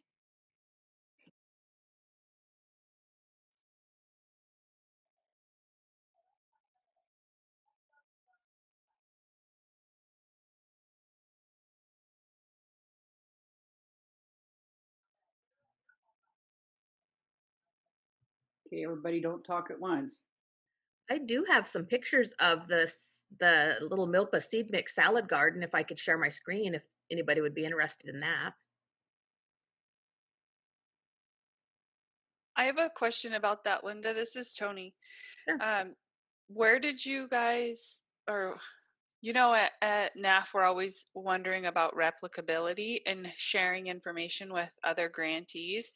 Is this something you could share with other tribes that have similar issues, not a lot of land base, but they could be growing goods in their backyard? We have other grantees that are sharing seeds to start communities or personal gardens, but I feel like the size of this one is wonderful, great for families, individuals.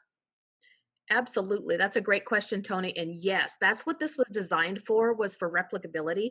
When I started this conversation with our Washington State University food systems team, as well as Organic Seed Alliance. One of the preferences for Organic Seed Alliance was that I share it with other tribes and get other tribes involved.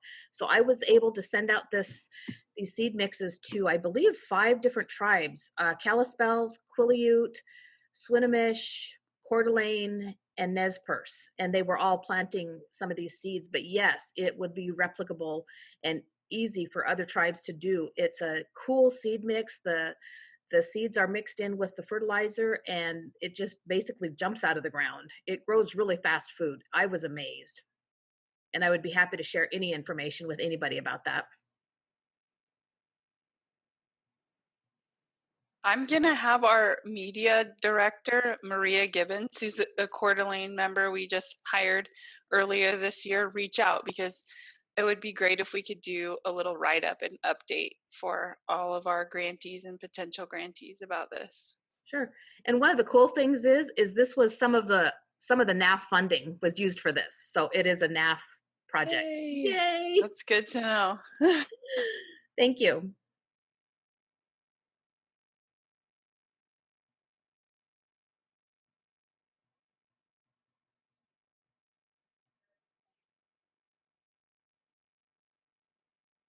Are there any other questions or comments?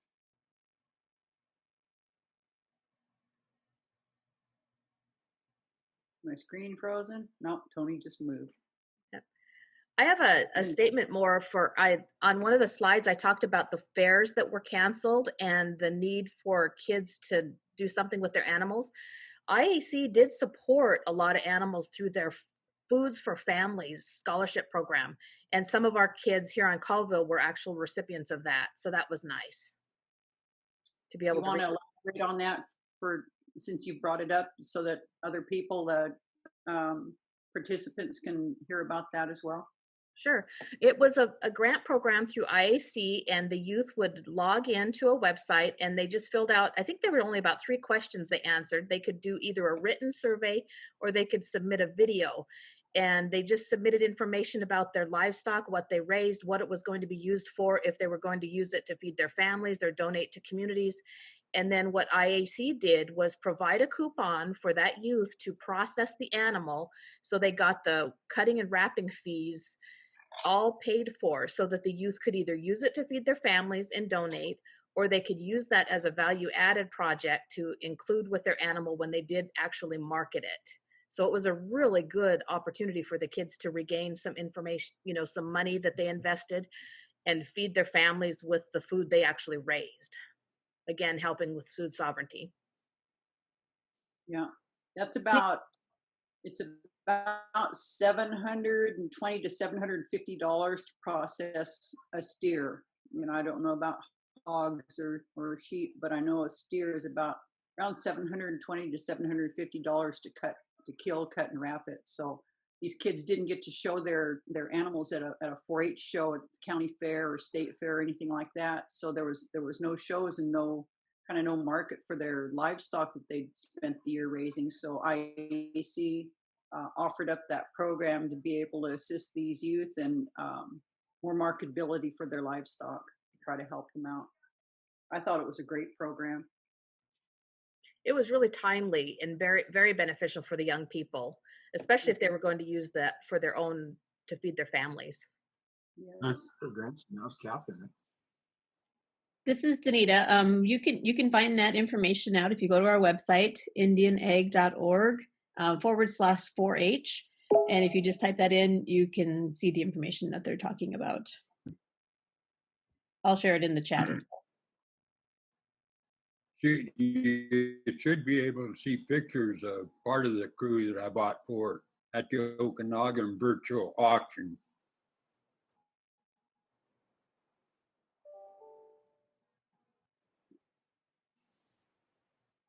And Linda, if you wanted to share your screen and show that updated picture of your garden, go ahead. Oh, okay. See if I can get that to work.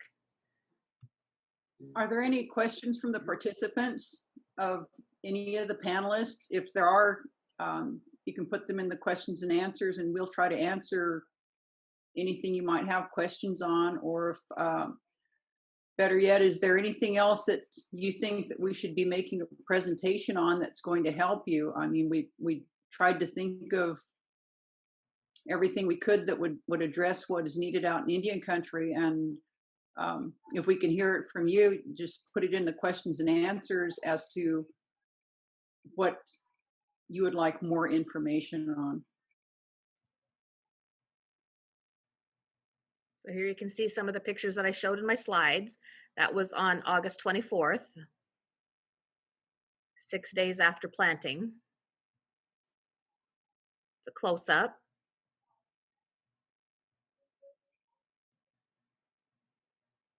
That was on August 27th. This is on September 14th. You can see they're just about ready to harvest for first salad. Here's some of the leaves I cut off, and this was on actually September 17th. Cut the leaves, put them in my little salad spinner, and washed them off for health and safety. Even though it's, you know, natural and organic, you never know with birds and dogs and cats.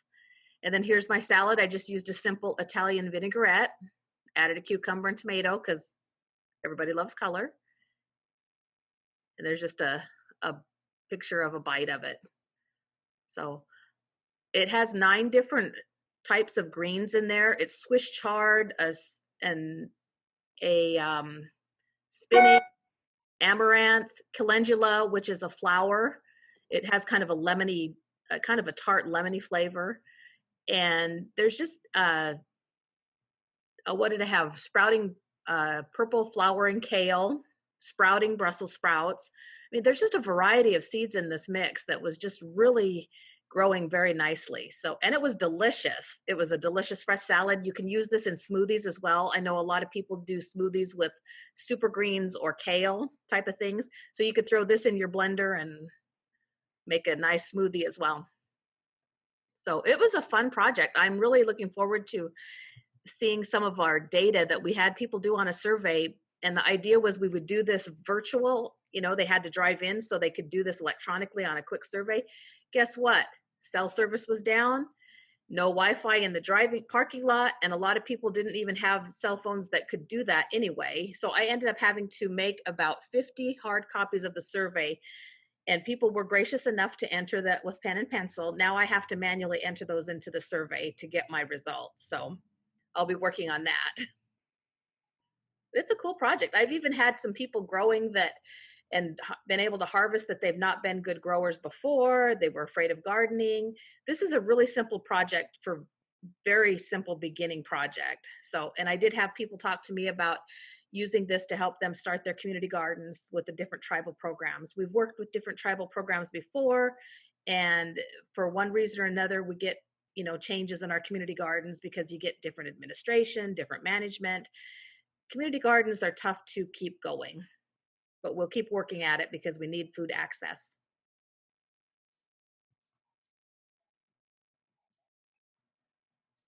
Not sure how to, oh, there we go.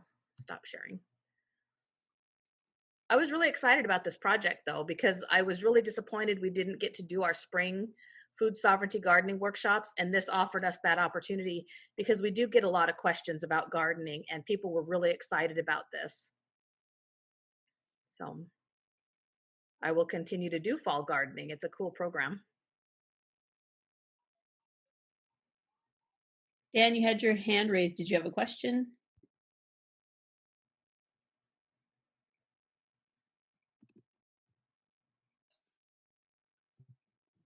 No, I was just say good job, Linda, and appreciate all the great work you do. No, thank you.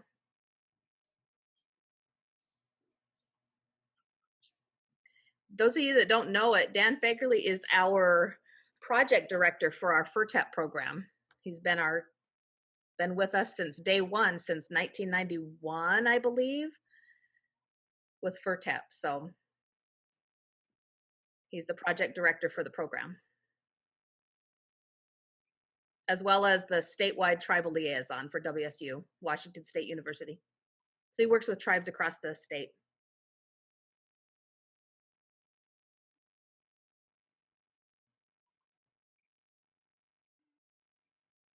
Are there any other questions or comments?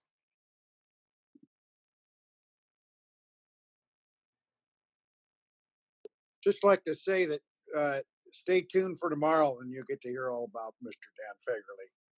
He's got a good presentation for everyone.